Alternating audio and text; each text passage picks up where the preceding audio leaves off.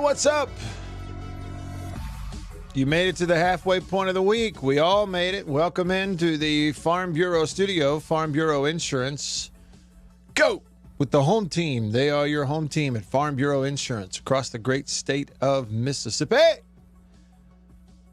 Your hometown heroes are your local Farm Bureau Insurance agents. Check them out, favrates.com.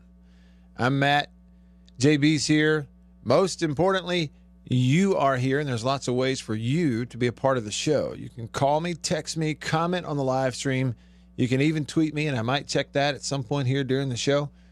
My Twitter, I have a thing over here. It's called, what's it called? It's an app. Well, it's sort of It's called I Am Here, You Are Here, and We Are All Together. Together again. Here we are.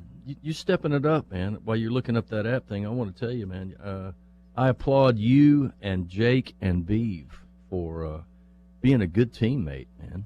Yeah. No, it's fun. Second day this week that we got to just kind of hang out during the gridiron and fill in for Chris. Yeah. Enjoyed listening to y'all this morning. I was at the house. Golf course was too wet to open, so doing a little domestic chores and doing a little reading this morning, and enjoyed hearing y'all. Y'all appreciate it. Y'all have a great camaraderie amongst the. As I text in, I called you the Holy Radio Triumvirate. It's the Radio Mount Rushmore. Yeah. Mm-hmm. You don't need 4 when 3 is enough. Well, that's enough compliments. I can't take any more. So I appreciate it, JB. Thank you. Yeah, no, it's fun to get together with them. It is. I'm just glad to be able to do it, fill in. And our audience and our folks who listen on the radio and elsewhere, it's good to know that, like, we get in there, they're glad to have us there because they're so sick and tired of the national programming sometimes that has to run, and they like our show better. All right, so it's a good feeling, and I'm glad that we can get in there and do that. Yeah, my Twitter thing's all messed up. I've tried to refresh it, but this app that I use called Tweet.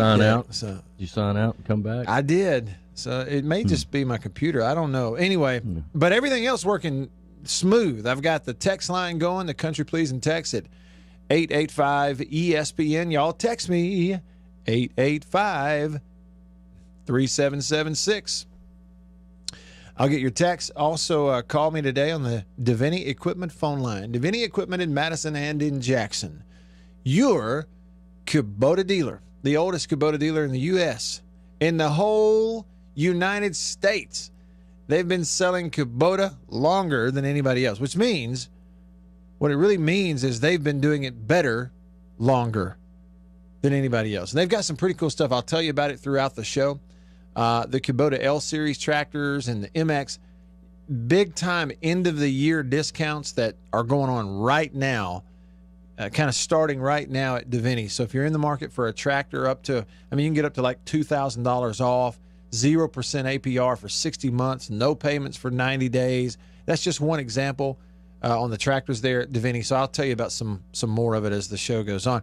That number to call me on the Davini phone, if you don't already know it, try to remember this, 995-1059. Got it? 601 number, 995-1059. JB, I didn't have a sandwich. What I had was a plate of chicken salad. Oh, Lord, you're making me jealous now. Crackers and pickles, and and she brought me a soft drink with it. I had part of that. Now I'm drinking coffee from High Point Roasters in New Albany. I saved my whole full thermos of coffee for this show because I want this show to feel normal. You know what I'm saying? Yeah, like coffee normal. Like coffee Norman. Yeah. That's exactly. Well, I'm having some community in a small cup with a bunch of French vanilla flavored creamer to cover up the taste of the coffee. Well, that's better than nothing. And hey, to everybody that's watching on the live stream, I had some issues the last couple of days. I'm pretty sure I got all that squared away and fixed. So if y'all have any issues with the live stream, we're to start hanging up again, let me know. But I think we have it squared away and fixed. And so if you're there, feel free to say hi, hello, and comment questions, opinions, otherwise on the live stream. I can see them all in one place. right there. If you're watching on Facebook or YouTube or Periscope, however you're watching the live stream, y'all hit me up there as well. Steven, my buddy Steven, the first to get in here, says, working from home today. Let's go. I take it you're ready to go, huh, Steven? All right. Appreciate your comment. You're the first in on the live stream. Let me see. I do want to talk about the rankings, the new college football playoff rankings, and I call them new, but the most important part of the rankings aren't new. They didn't change. I want to talk about that. First, though, I just want to knock out a couple of texts that came to us just right here at the start of the show on what is, and y'all need to know this if you don't already, on what is today, December 16th, is National Chocolate Covered Anything Day. I love things that are covered in chocolate. My list would go something like this. Number 1, pretzels. Okay. Number 2, peanuts. Number 3, chocolate covered. What did I say on the show on the gridiron? I had number 3, and now I'm drawing a blank on what it is. I don't know, but donuts are up there. Strawberries are up there. There was one more thing, though, and I can't remember what it is now. Chocolate covered something. I can't. Oh, I know what it was. The espresso beans. Chocolate covered espresso beans. Today's National Chocolate Covered Anything Day. And Louvier was the first to text the show. He must already know because he said chocolate covered peanuts and nougat, also known as a Snickers. Exactly. Good point. White Denzel says, game changer, Matt. Take some almond bark, get a tube of soft peppermint, take them out, crush them until you have 2 cups. Melt the almond bark, pour 2/3 of the peppermint in with the almond bark. Lay it out on parchment paper on the sheet there. Spread the mixture out evenly. Take the rest of the peppermint, sprinkle on the top. Sit it out for 1 hour, break it up, eat it, go to town. Denzel, it sounds fantastic. And it also even kind of sounds sort of festive for this time of year, doesn't it? We could do that with candy canes, couldn't we? Jason in Flagstaff says, I figured that Chris had COVID when he was swearing he had a sinus infection. I feel bad for picking on him now. Never figured that he'd struggle with it. Love that goofball. Yeah, we love Chris too. And I will tell you that Chris Brooks has got a good prognosis. He's gotten back home and he's recovering. He's going to be fine. But had a little scare there. You know, anytime somebody, they start having breathing issues and lung issues with COVID, have to go into the hospital for a little bit, it gets iffy. But the Lord took care of Chris and has gotten him back home, and he's on the road to recovery. And then, hey, to JB, who's on the live stream, also likes my pullover. What do you think about this, JB? A pullover here with the Mississippi State baseball logo on there. It came straight from the Mississippi State University golf course. They are Hail State GC on Twitter, and 325-3028 is their number if you want to call them. And you can get a pullover just like mine, or one that's even better. They have great stuff right there. Sherry says chocolate-covered chocolate is good, too. Just saying. And my mother is on the live stream. She says hello from cold and rainy Wetumpka. JB, are you familiar with that television show, The Couple from Laurel, Mississippi, who... Hometown. Yeah, familiar with them? I'm very familiar with them. Well, they are filming a show or a series of shows or something in Wetumpka. Oh, really? Yeah, Wetumpka, Alabama. How about that? Mm-hmm. Yep. Yep. So, anyway, yeah, it's going well over there. I hear they keep talking about having seen them around town and all that kind of stuff. So I think it's going well. Yeah, okay. My wife's a huge fan of that. Well, my wife loves the show also. Yeah, so. Yeah.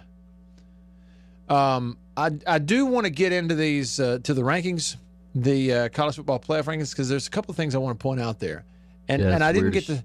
Weird. Did you watch the show last night? I did, man, and I want you to explain it to me. So I'm gonna sit back and be very, very quiet. Well, when you explain it to me, I don't know that I can. Okay. Honestly, I don't know that I can, but we can talk about it. First, though, let's do it. Okay, so we have a caller who, after he called in on the gridiron, somebody else called in and said that he doesn't call this show anymore, but here he is. Here he is. The one and only Chicken Hawk on the Davini Equipment phone line. Mr. Hawk, what's up? Well, Rick, that's what I'm talking about, bro. Look at here. I don't know who did that, but look, I didn't call because, see, look, I have to work for a living. Mm-hmm. You know what I'm saying, bro? Yeah, I have to work for a living. And these doggone chickens, these old fat boy chickens are like this fat boy. When it gets cold, these fat boys like to eat because we raise about a 9 or 10 pound chicken. Nice size chicken. And get all your money's worth out of these chickens we raise. And it's like a fat boy in the summertime. They don't eat as much in the summer. Like this fat boy right here, just this fluffy man, don't eat when it's just 105, feels like temp. But the reason I hadn't been calling is because I've been working. And like today, you got these short sleeve breeches on, and the way this wind's blowing and the cold as it is, that stuff get up underneath your skirt. It makes them chicken bumps go all up and down your arm and leg. Mm-hmm. But here's why I called. You forgot the main most thing. Look here now. You forgot the main most thing about our boy Jonathan McMillan up there at the vending. Yeah, about the deer head. Oh yeah, and stuff. The biggest. Yeah, because we get to me and you and him. And then you get autographed pictures with me, and, of course, I'll let y'all get into pictures, too. But, y'all can autograph if you want to, but I know people mainly want my picture and my autograph. And that's going to be the main most prize right there. Don't you remember when we was talking about that? Yes, I do. Uh-oh, you sound... Hey, Brother Brojo. Yes, sir. Oh, see you. He gone. I didn't touch that. I didn't touch it. It just went. That is a total coincidence, Chicken Hawk. Just because you said Dr. Brojo, okay, he didn't hang up on you. I'd at least give him a 15-second warning. Somebody stepping on the cord again during the Chicken Hawk call. Thanks for the call, Chicken Hawk. We appreciate it. Yeah, okay, it's called Hometown Takeover. My mother was telling me that. So that show that they're doing, that we're talking about the couple from Laurel, that show that they are doing, and they're doing it in Wetumpka, is called Hometown Takeover. It's like a version of their show, apparently. Uh-oh, I think we may have him back. I'm sure we do. I'm sure. All right, Chicken Hawk, 30 seconds. Get it in quick. We got to move on. What's up? Chicken Hawk. There he is. Yes. All right, we got you back. Here I am. Okay, I thought maybe y'all might have hit that old button, but like I told Jake yesterday, he was about to give me that complexion. These people that think they, you think they love you, you're the brother and stuff, and then all of a sudden, they kind of like push you away from it. Kind of gives me a complexion. You know what I'm talking about? Did you say complexion? He did. Say yeah, complexion. Okay. Yes. All right, I'm going to get some Oxy-10. I'll be right back. No, man, I ain't talking about that stuff on your face. You know what I'm talking about when you what you call it? Y'all don't know what I'm talking about. I don't think so. He's giving you a complex? Oh, complex. He yeah, gave you a there complex. you go. Yeah, that's what I said. And look here. See, let me shout out to my Hulkamaniacs, because you don't know what y'all gonna do next week. So to all my Hulkamaniacs, and undoubtedly that must have been a Hulkamaniac that called in, worried about me because I ain't been calling. So all my Hulkamaniacs, let me tell y'all Merry Christmas. And to my main most one, and she is my hero, because I don't know if y'all know it or not, but Carla Danger, she plays with danger, but she plays with all kind of funky viruses and stuff like that. Look, that girl's right there up in the front line trying to figure some of this stuff out. So Carla Danger is my hero.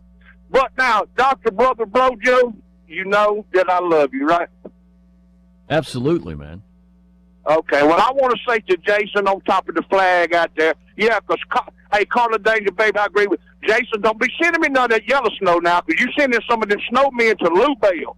Now, me might be a little bit different. I might go get me some vanilla flavor and then pour it on top of that yellow snow and maybe, give it some good flavor. But don't you be sending no yellow snow to Lou Bell, because I do know where Flag is. Been through there quite a few times, brother, but you know how it is. You don't mess with nobody in Mississippi's dog or their wife or their young'uns. or their children. But anyway, happy Merry Christmas to everybody. Hey, Chicken Hawk. Hey, Chicken Hawk, before you go, man, watch out where the Huskies go, and don't you eat that yellow snow. Hey, let me ask you a question. Did Dr. John or did Dr. Hook, who's the one song about the picture on the cover of the Rolling Stone? That's Dr. Hook in the medicine show. Oh, okay, it wasn't Dr. John. Okay, because if I thought it was Dr. John, no, Dr. John was in the right place, but it was the wrong time. Oh, must have been in the right place, but it must have been the wrong time. See ya. That's what I'm talking. He gone. That daggum Chicken Hawk. We had to wait 15 minutes for the call to get good. And one call back. And finally at the end of it, he started singing to us, and that was pretty good. That was pretty good. JB, I'll tell you what, his impression of Dr. John was pretty good. Pretty spot on, man. I did not expect, but it must have been the wrong time. I did not expect that from him. I didn't. At Maybe all. Some Johnny Cash, but not Dr. John. He keeps saying Jason out there on top of the flag. What he's talking about is Jason in Flagstaff, Arizona, okay, where they get a lot of snow. And Jason said, tell Chicken Hawk we're in the middle of an exceptional drought with temperatures at, what do you say, 7,400 feet that aren't much different than y'all's. Snow may not be possible for a little while. He said, I was looking the other day, and Oklahoma City has about 8 inches more of snow than we have so far. This time last year, Flagstaff had around 50 inches already. This year, 1 inch. And he said that's a fairly liberal estimate. So how about that? That's why he's not sending us all those snow pics. Last year, he was sending us pictures like he's up to his neck in it. And we're not getting them from him this year because they don't have it. So there you go. There's your snow stuff. Chicken Hawk remembered that, though, didn't he? Let's see here. What do we have? On the live stream, LaDerrick says, why are people worried about a player flipping from State to Ole Miss to play defense? When was the last time they played defense? Anthony from Tupelo says, our fan base needs to calm down and back off the ledge. Please tell these folks State is not the type of program that will ever beat Bama in recruiting. You're not beating Bama in recruiting. What does he say? They are all over social media trashing the coaching staff. Yeah, well, that's kind of, well, social media is about trashing somebody, isn't it? I mean, that's kind of what it's about. And if it's not your coaching staff today, it'll be some politician tomorrow or some radio host the next day. We're going to trash somebody. That's kind of what happens on social media. So I don't know that social media is necessarily a great indication of anybody or anything all the time. Trez on the Country Pleasing text line says, I'm not even joking. Chicken Hawk hurts Bulldog recruiting. I don't know, man. He's committed. He's committed. He may sure enough be one of these days. 3-Hump Camel says Chicken Hawk is never boring. He's not boring. Hey, and look, I'm telling you, the 3 main rules in radio, according to, well, really any content, according to Valerie Geller, one of the country's foremost consultants, is tell the truth, number 1. Number 2, make it matter. And 3, never be boring. 1, 2, 3. Tell the truth, make it matter, never be boring. You know, the first 2 are really easy to do. Yeah, that third one is hard. It's not too. If you're doing the first 2, the third one's not so easy. That's right. You're exactly right about that. You know, you're exactly right about that. Nick says, I've never seen so many grown men get so emotional over where an 18-year-old decides to go to school. That's right. That's recruiting for you. That's recruiting for you. Louvier says, Dr. John was arrested in New Orleans more than once, I'm sure, at 15 years old for sitting in music jam sessions with black musicians. It was against the law. Unbelievable, but true. Yep. How about that? I'm a huge Dr. John fan. Yeah, just, you know, I mean, so talented, but super unique talented. Yeah, absolutely. You know? Yeah. Has a great guest spot. If you've never watched it, it's very cool musically. The band's Last Waltz, Dr. John, has a couple things in there. Say that again. The what now? The band. It's like a group of Canadians and one Arkansan that had a wonderful. They were actually Bob Dylan's backup band. Oh, okay. And then they became the band. And at the Last Waltz, which was their last concert, a number of artists, Dr. John being one of them, had a. It's an excellent 2-hour concert that will just mesmerize you at the musicianship of everybody from Dr. John to Neil Young to you. I mean, it's amazing. Yeah. So, anyway, Thibodeau says Dr. John also wrote "Love That Chicken from Popeyes."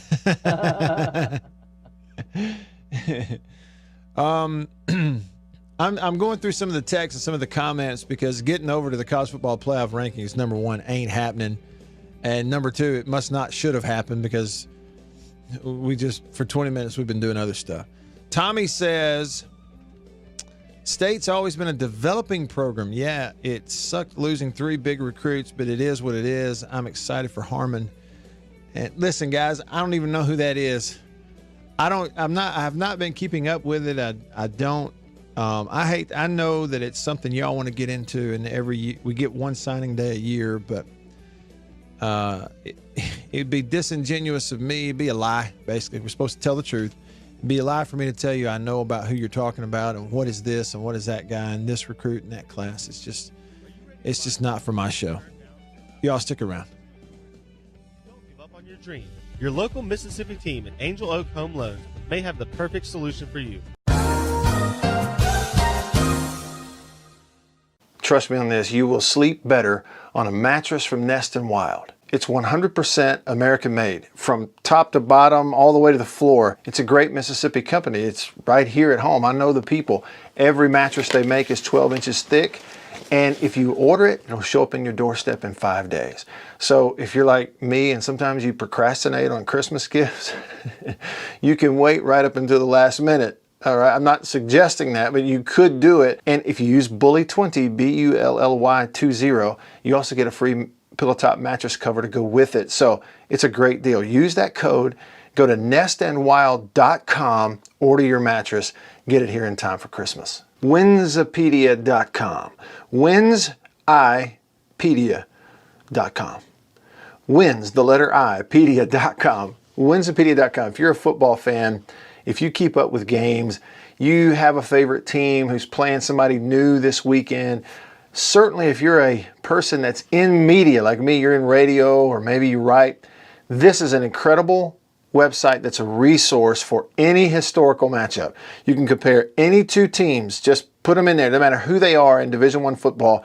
It'll give you the entire series history.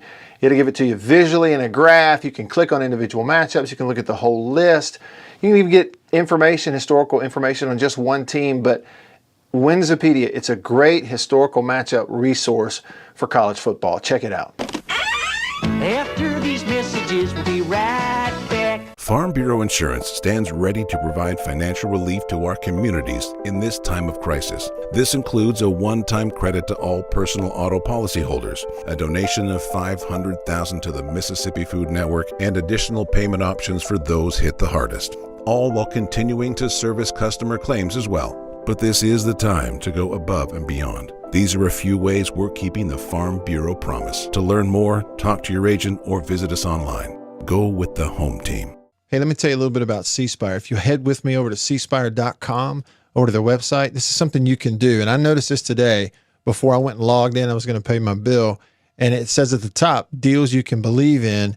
You click that shop deals, and it takes you over here to a couple of things that you need to know about here for the holiday season. First of all, they're doing a trade-in right now. So like I can take my old iPhone 8 Plus and trade this in for an iPhone 12. The other thing is, I wanted to show you this. First of all, I love the ad with the bull and the Santa hat, but the no bull deal, you probably heard about that on our show.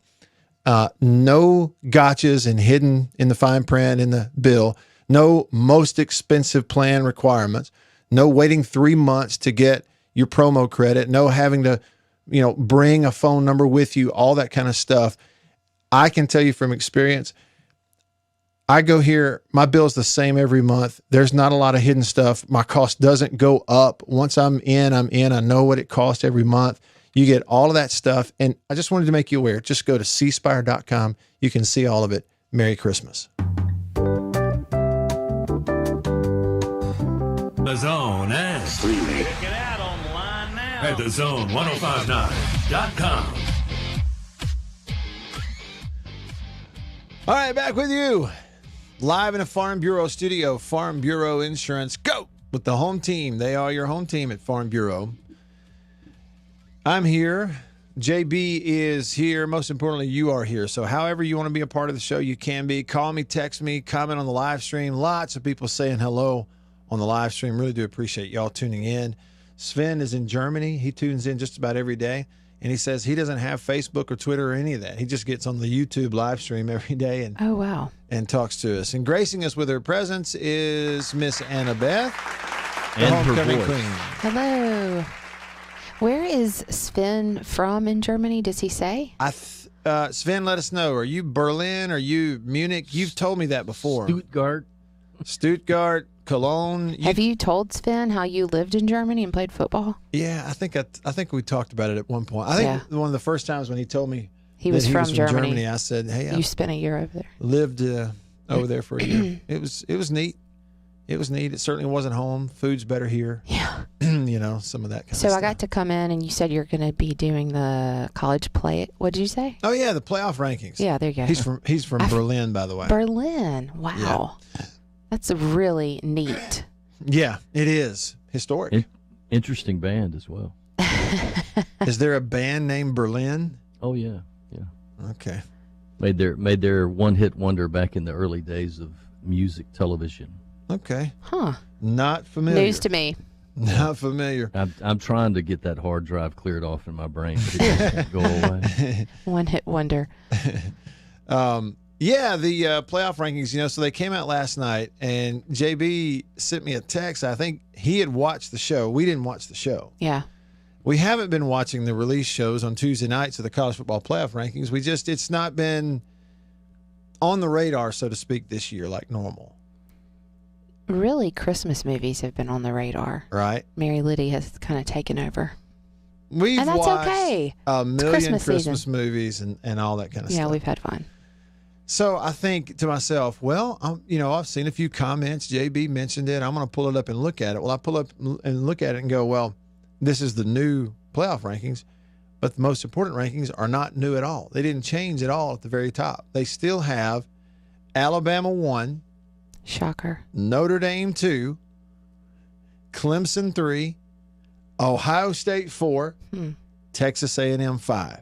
And there it is. That's the way it was before. It did not change one bit. You think Texas A&M should be higher?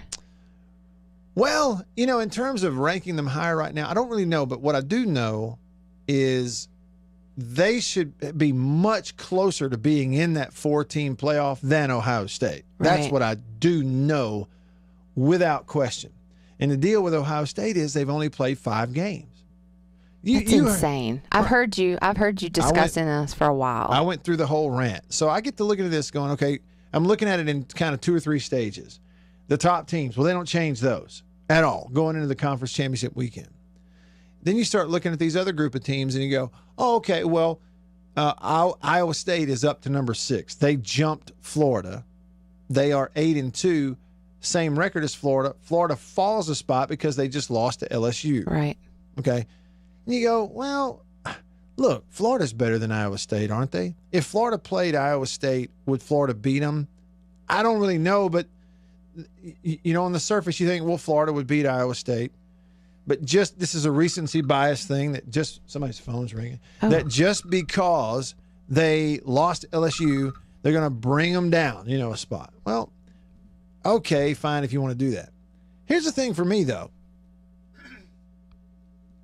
How does Cincinnati drop a spot and they didn't play a ball game?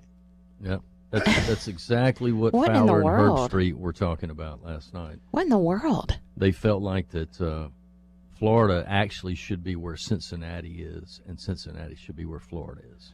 I can totally agree with that. So here's the thing, Annie. Cincinnati is undefeated, but they are not in the Power Five. They're from the AAC, okay? A part of the, okay. And what I'm going to start calling these leagues, you've got the access schools and you've got the no access schools. Okay.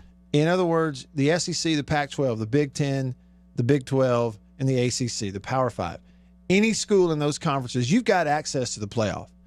They have clearly shown you the college football playoff is for Power Five schools, and that's it. That's it. So if you're in one of those leagues, you have access to it. But if you're not, you have no access. You don't have it. All right, so Cincinnati's a no-access school. They're from the AAC conference. They're sitting there undefeated at 8-0. They were ranked number 8. Didn't play a game, and they dropped them to number 9. What in the world? I don't get that. Well, that goes back to Matt's no access. They don't have access. JB, they moved Georgia up a spot ahead of Cincinnati. Georgia, who is 7-2, with a loss to Florida, and they lost to who else they lose to? Alabama. Okay, the number 1 team in the country. And they go and they beat the tar out of Missouri, so Georgia moves up a spot. Georgia moves up. After beating Missouri, which is as Pete from Oh Brother Where Art Thou so eloquently has said in that movie. That don't make no sense. It don't make no sense. None of this ever makes any sense to me. So I'm that sorry. doesn't make any sense at all. Coastal Carolina, undefeated 11-0, didn't play, right? No, they did play. They move up a spot to number 12. Good for them. Miami got killed in their ball game. They drop 8 spots down to number 18. Louisiana is number 19. They're 9-1, going to play for their conference championship this weekend. I want y'all to hear a couple of things that were said. College Football Playoff Chairman Gary Barta. He's the chair of the committee, Gary Barta. This is what he said about Cincinnati. How in the world could Cincinnati drop a spot? They're undefeated and they didn't even play a game. When it comes to Cincinnati, the committee has shown appreciation for Cincinnati from the beginning. We haven't had a chance to watch them play since November 21st. And the teams around them, the teams ahead of them, have played 2 or 3 games that we've been able to evaluate. And one of the things that holds Cincinnati back, again, a great team, they don't have a win against a top 25. So the teams, Iowa State was idle, Cincinnati was idle, a lot of teams in that top 10 that didn't play this week, which created some challenges in evaluation, but not a lot of movement. Understanding, and I agree with, a head-to-head result, particularly early in the season, can't be the be-all, end-all. It is so loosey-goosey subjective. I mean, this playoff thing, with the TV partners that are so important because of their money, they have built around them a house that they can totally shape and manipulate into whatever they want it be in order to make the most money by all means possible. Do you think everybody gets that? I think they do. And here's the thing, that's just Annie. Ridiculous. I think it? Matt gets it. I think JB and I think Annabeth and I think everybody like us in the whole country gets it. And we can say it until we're blue in the face. But it they won't will change never, anything. There will never be anybody sit up on ESPN television, let alone on that show, and say something like that without getting fired. Here's Kirk Herbstreit.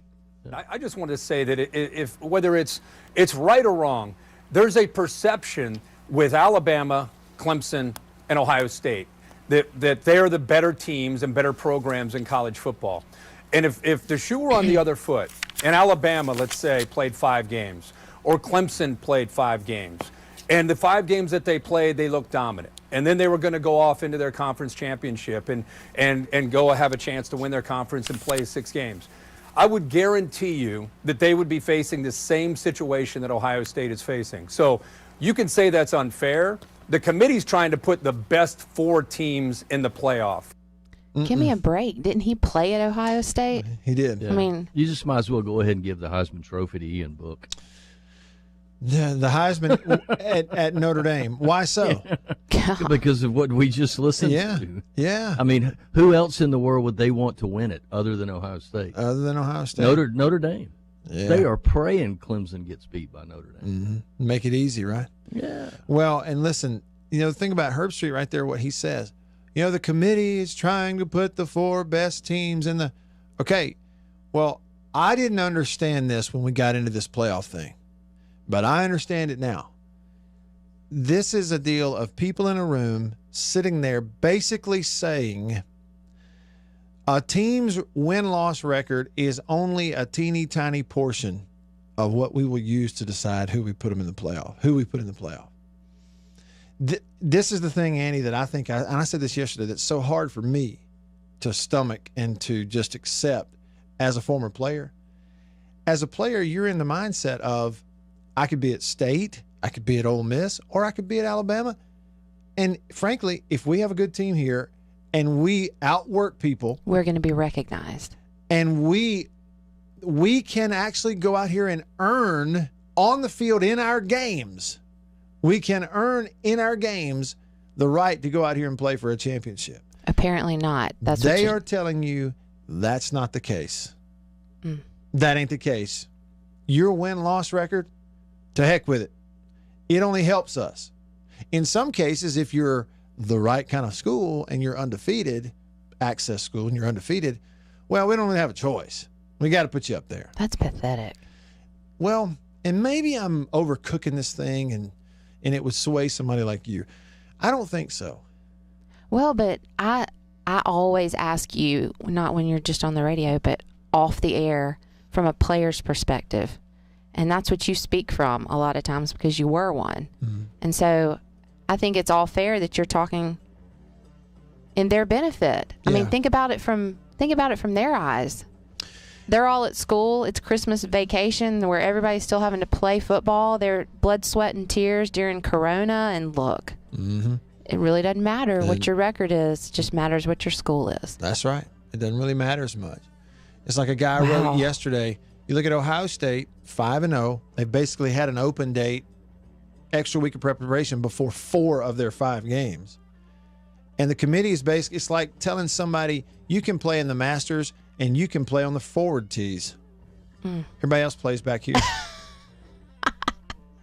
Buddy? Yeah, that's about right, dude. Buddy? I want to hear about the matchups for Ole Miss and State this weekend because I usually ask you about it by now in the week, and I haven't had a chance to really talk to you about it this week. We can do that next. Don't miss the year-end sales event at SunSouth. You can save thousands on a new John Deere during our year-end sales event with 0%. There's a game on the back that's lots of fun to do.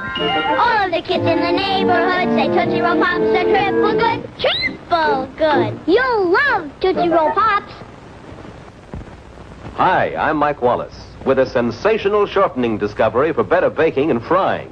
It's Procter & Gamble's Golden Fluffle, the first all-new shortening in 40 years. It's rich. Its color is golden yellow.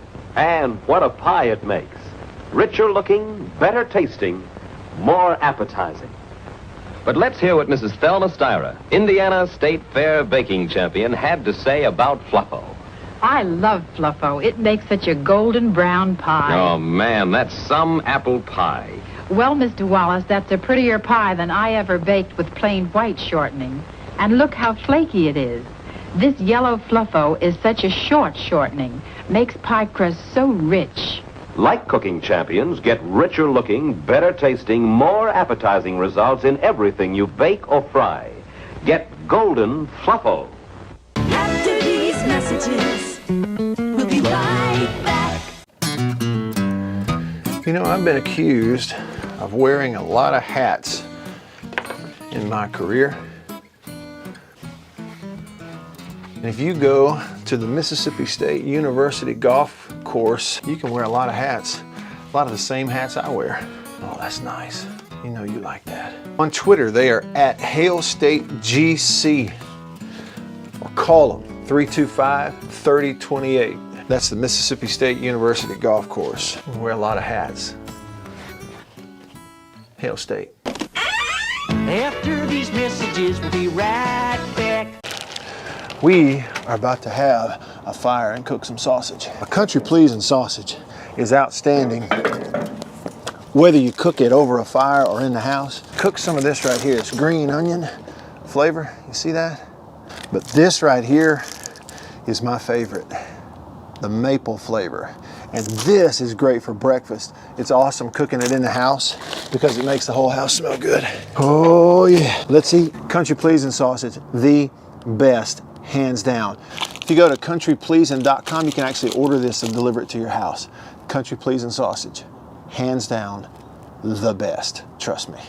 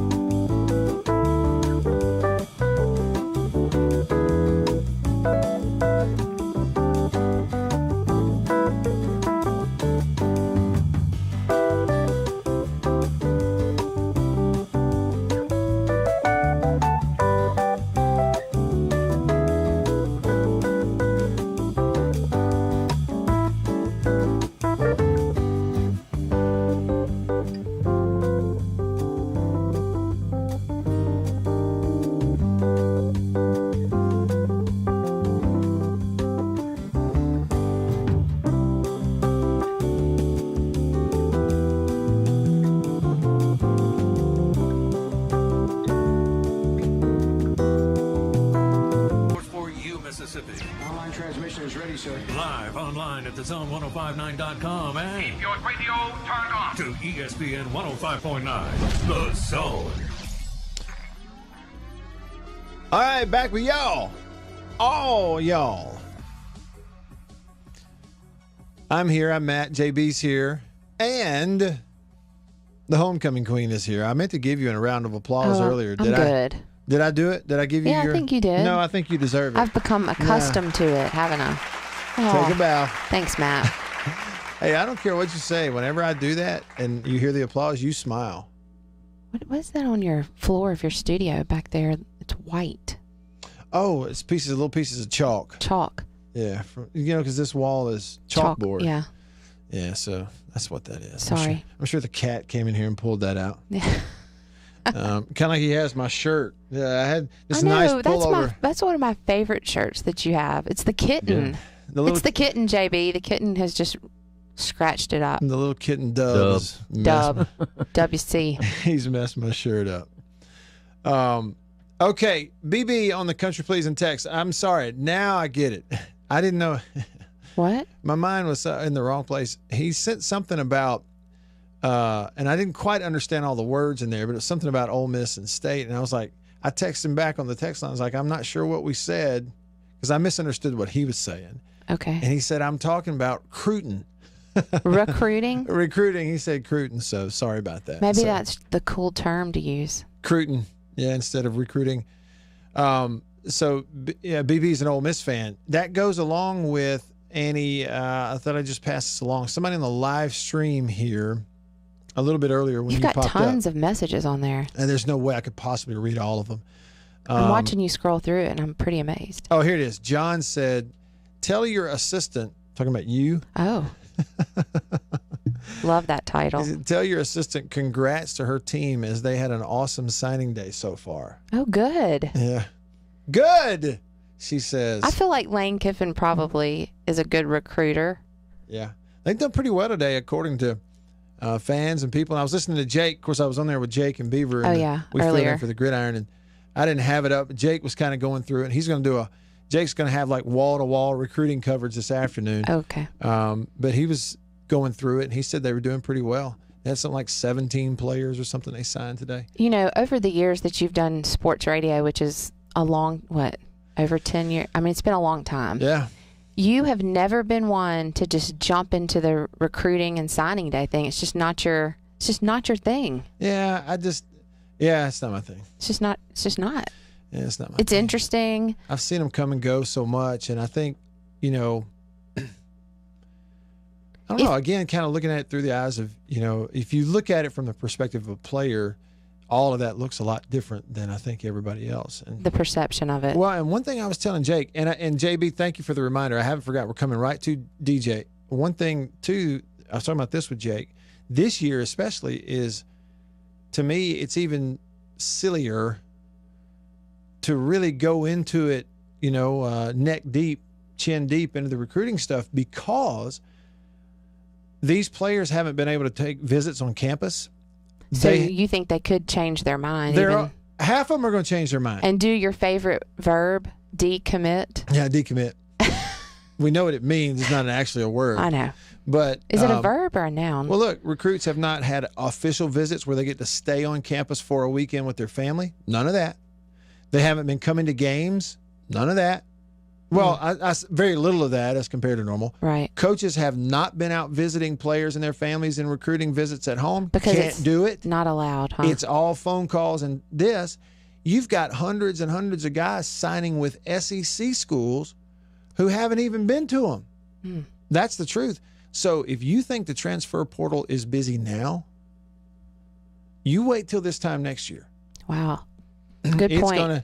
So you look at it and you go, well, a lot of these kids are going to transfer when they, these state, I don't know how many, 15, 20 players they signed today. There's a great chance 5, 10 of them are going to leave.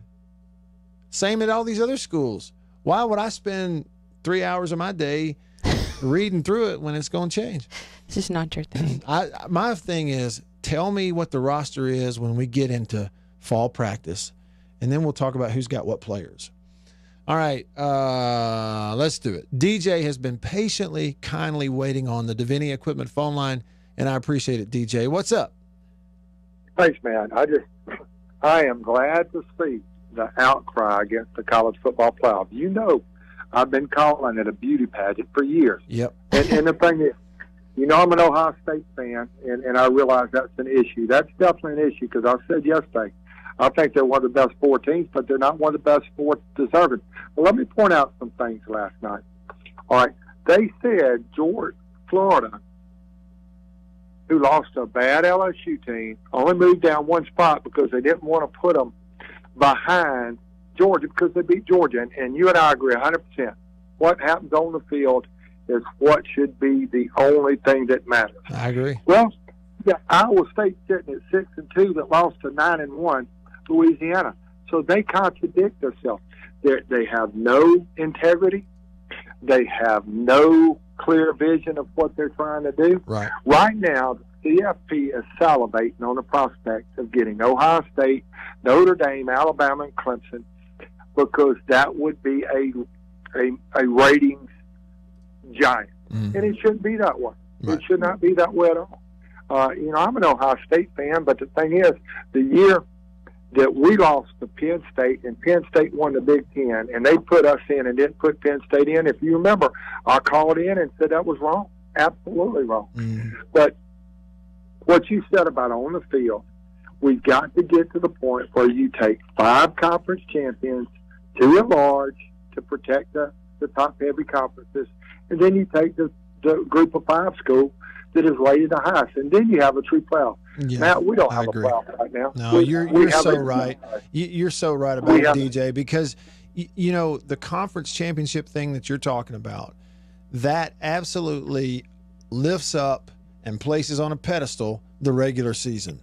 Saying absolutely, because it's so there's no subjectivity in winning a conference championship. It's strictly right down the line, wins and losses, what you do on the field, and everybody at the beginning of the year has a shot at it. And so then if it were conference champions and these others, as you say, that were ushered on into that playoff, then we don't even need a committee because it's obvious who's going.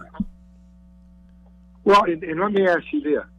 Northwestern has more wins than Iowa State. If Northwestern beats Ohio State this weekend, do they have any shot of getting in? None. Zero. None. No, absolutely zero. They'll have a better record than Georgia. They'll have a better record than Florida. They'll have a better record than Iowa State. They'll have a better win than any of them. But they have zero chance because the media does not want Northwestern. And I agree 100%. But Tim Brando, Kevin Patrick, this is starting to, if you caught Twitter today, this is starting to be a big criticism of a lot of people in this time, because the beauty pageant that we call the CFP has got to go. Hey, I love your show. Thanks for letting me be a part, man. Appreciate it, DJ. And listen, we have a lot of great callers on this show and different personalities. We love hearing from Chicken Hawk and Gator Greg and everybody. But how to get in and get a call in and then say your point and move on, DJ sets the example on that. That was a great call. Yeah, absolutely. We appreciate it. All right, here you go. All name team. Thibodeau. Oh, Thibodeau. Thibodeau on the Davini equipment phone. What's up, Thibodeau? Hey. Hey. So I got a comment for the homecoming queen and then a comment for Matt. First off, on the homecoming queen, have you and Mary Liddy seen the Princess Switch? It's a Netflix Christmas movie. No, I saw it on the Netflix guide, but we haven't watched it. Is it good? It is. It's made like a Hallmark movie is. It's very clean. Oh, we'll watch it. I think I heard one 4-letter word, so it's not true Hallmark, but that was at the very end. And the leading actress is as cute as a speckled pup in a red wagon coming down a long hill. I love it, Thibodeau. We'll check it out. So Mary Liddy's going to like that one because of the way they have to switch her up to make twins out of them. Okay. It's interesting. Oh, great. Thank you for that. Love that.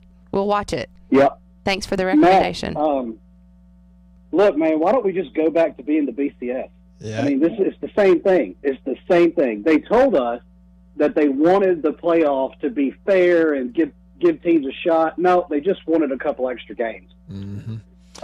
Because it's been that ever since. You know, it's been however many years this has been going on. It's been, 8 or 9 teams you could rotate in and out of that for? Yep, that's right. Mm-hmm. You know, it's a little bit ridiculous.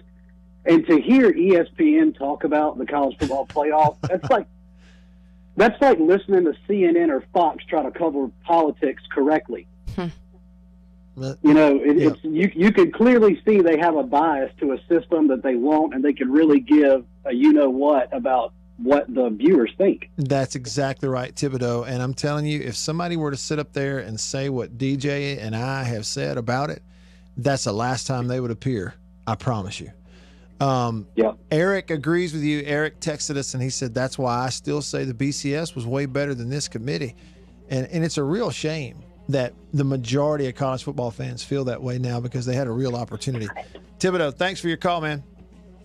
Have a good one. You too. Man, JB, the first hour flew by. Those are great calls. Great calls. And it really got And the going. text line is looking really cool, man. I mean, look at that. I can't possibly get to all people of them. are very fired up about this. Right. And I love it. Well, who changes the way it's going? I don't understand.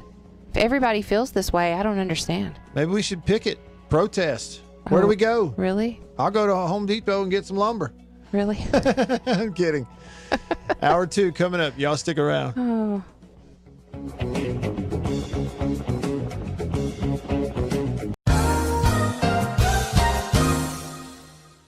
Farm Bureau Insurance stands ready to provide financial relief to our communities in this time of crisis. This includes a one-time credit to all personal auto policyholders, a donation of $500,000 to the Mississippi Food Network, and additional payment options for those hit the hardest, all while continuing to service customer claims as well. But this is the time to go above and beyond. These are a few ways we're keeping the Farm Bureau promise. To learn more, talk to your agent or visit us online. Go with the home team. After these messages, we'll be right back. We are about to have a fire and cook some sausage. A country pleasing sausage is outstanding. Whether you cook it over a fire or in the house, cook some of this right here. It's green onion flavor. You see that? But this right here is my favorite, the maple flavor. And this is great for breakfast. It's awesome cooking it in the house because it makes the whole house smell good. Oh yeah. Let's eat country pleasing sausage, the best, hands down. If you go to countrypleasing.com, you can actually order this and deliver it to your house. Country pleasing sausage, hands down, the best. Trust me. Hey, let me tell you a little bit about C Spire. If you head with me over to cspire.com, over to their website, this is something you can do. And I noticed this today before I went and logged in. I was going to pay my bill. And it says at the top, deals you can believe in. You click that shop deals, and it takes you over here to a couple of things that you need to know about here for the holiday season. First of all, they're doing a trade-in right now. So like I can take my old iPhone 8 Plus and trade this in for an iPhone 12. The other thing is, I wanted to show you this. First of all, I love the ad with the bull and the Santa hat, but the no bull deal, you probably heard about that on our show. No gotchas and hidden in the fine print in the bill, no most expensive plan requirements, no waiting 3 months to get your promo credit, no having to, bring a phone number with you, all that kind of stuff. I can tell you from experience, I go here, my bill's the same every month. There's not a lot of hidden stuff. My cost doesn't go up. Once I'm in. I know what it costs every month. You get all of that stuff. And I just wanted to make you aware. Just go to cspire.com. You can see all of it. Merry Christmas. Every farmer understands their farm can't thrive without some good partners like sun, soil, and rain. And farmers in North Mississippi also rely on another important partner, Mississippi Land Bank. Because land and farm financing are Mississippi Land Bank's primary focus. We've grown alongside these farmers' crops for more than 100 years. We understand what a farmer needs, and we know the lay of the land in North Mississippi, and that's where I stand. You hear me say Deviney Equipment in Madison and in Jackson a lot on the radio show. Highway 51 in Madison, Spring Ridge Road in Jackson. And yeah, it's tractors, okay? Kubota tractors, they have New Holland tractors, big equipment, skid steers, ATVs, all that. But you need to know this time of year, if you're a deer hunter, if you know a deer hunter in the area, anywhere around Madison and Jackson, Deviney has everything, okay? I'm not talking about just, feeders and all the stuff that goes with that, but tree stands, climbing stands, chairs, camo this, camo that, boots, accessories, everything for the hunter.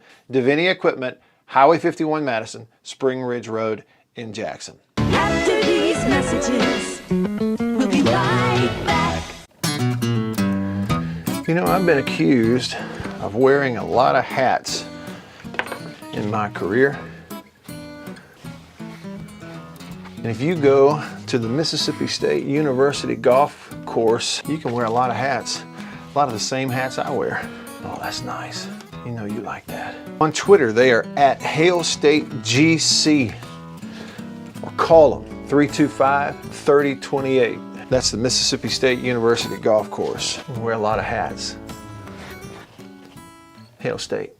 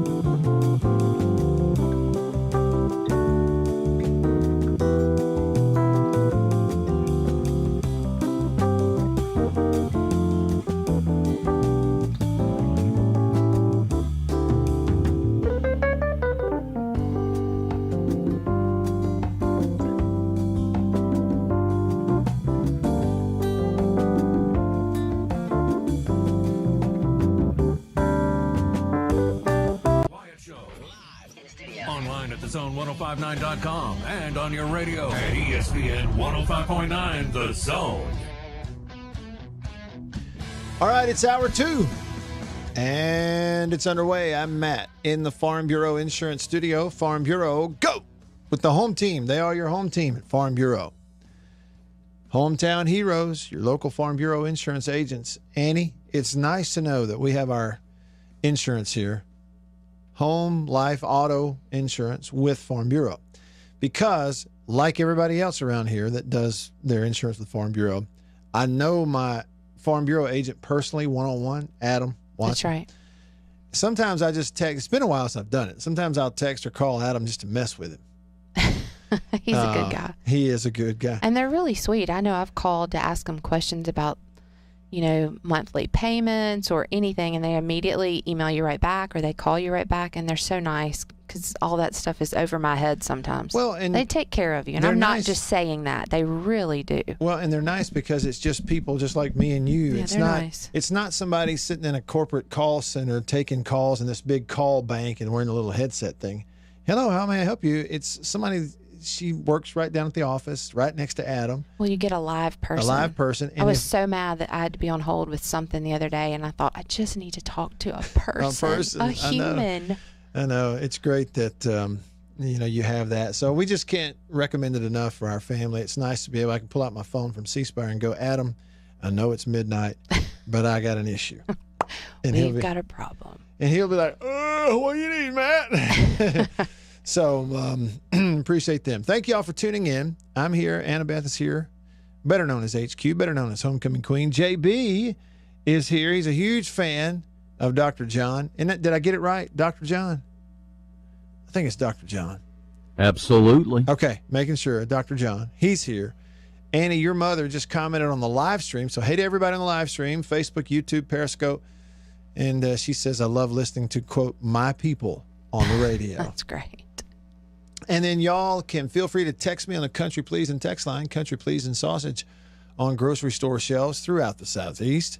It is the best sausage, period, hands down. It's not Hey, close. by the way, since you're doing that, Matt, and I hate to jump on you, but if I don't think about it now, I'll forget, just like I forgot my backpack at my house today. Mm-hmm. A country pleasing rhyme for you there, young lady, HQ. I understand you're now in marketing. Well, for country pleasing. I mean, maybe so. I've done marketing and communications my whole life. It's for every season. Well, I just told Matt one night that's great. He was eating that sausage one night, JB, after he had already eaten it, I think, for breakfast and lunch, and he had it again that night. And I said, Matt, I mean, I feel like country pleasing is for every season. And I said, I think they need to use that because you could use it for sports, for football season, baseball, basketball. You could use it for Christmas season, Valentine's, whatever it is. Matt will probably want it in his Easter basket. So I just feel like country pleasing for every season just works. I think it does, Don't you think it works, JB? Oh, yeah. Well, today is National, what is it, Matt? It's National Chocolate Covered Anything Day. Oh, so you want to chocolate coat the sausage? No. I don't want to go that far. Chocolate covered sausage, absolutely. I can't go that far. But I will say that Beeve and Matt talked earlier about how Reese's seems to dominate every season because they can make eggs at Easter. And they make trees. Yeah, they adapt. They adapt. So, to me, what that sounds like is that country pleasing is the Reese's peanut butter cups of the sausage. Nice. What a compliment. Of meats. Yeah. I like it. That's fantastic. Might need to get some labeling going for each season. That's it.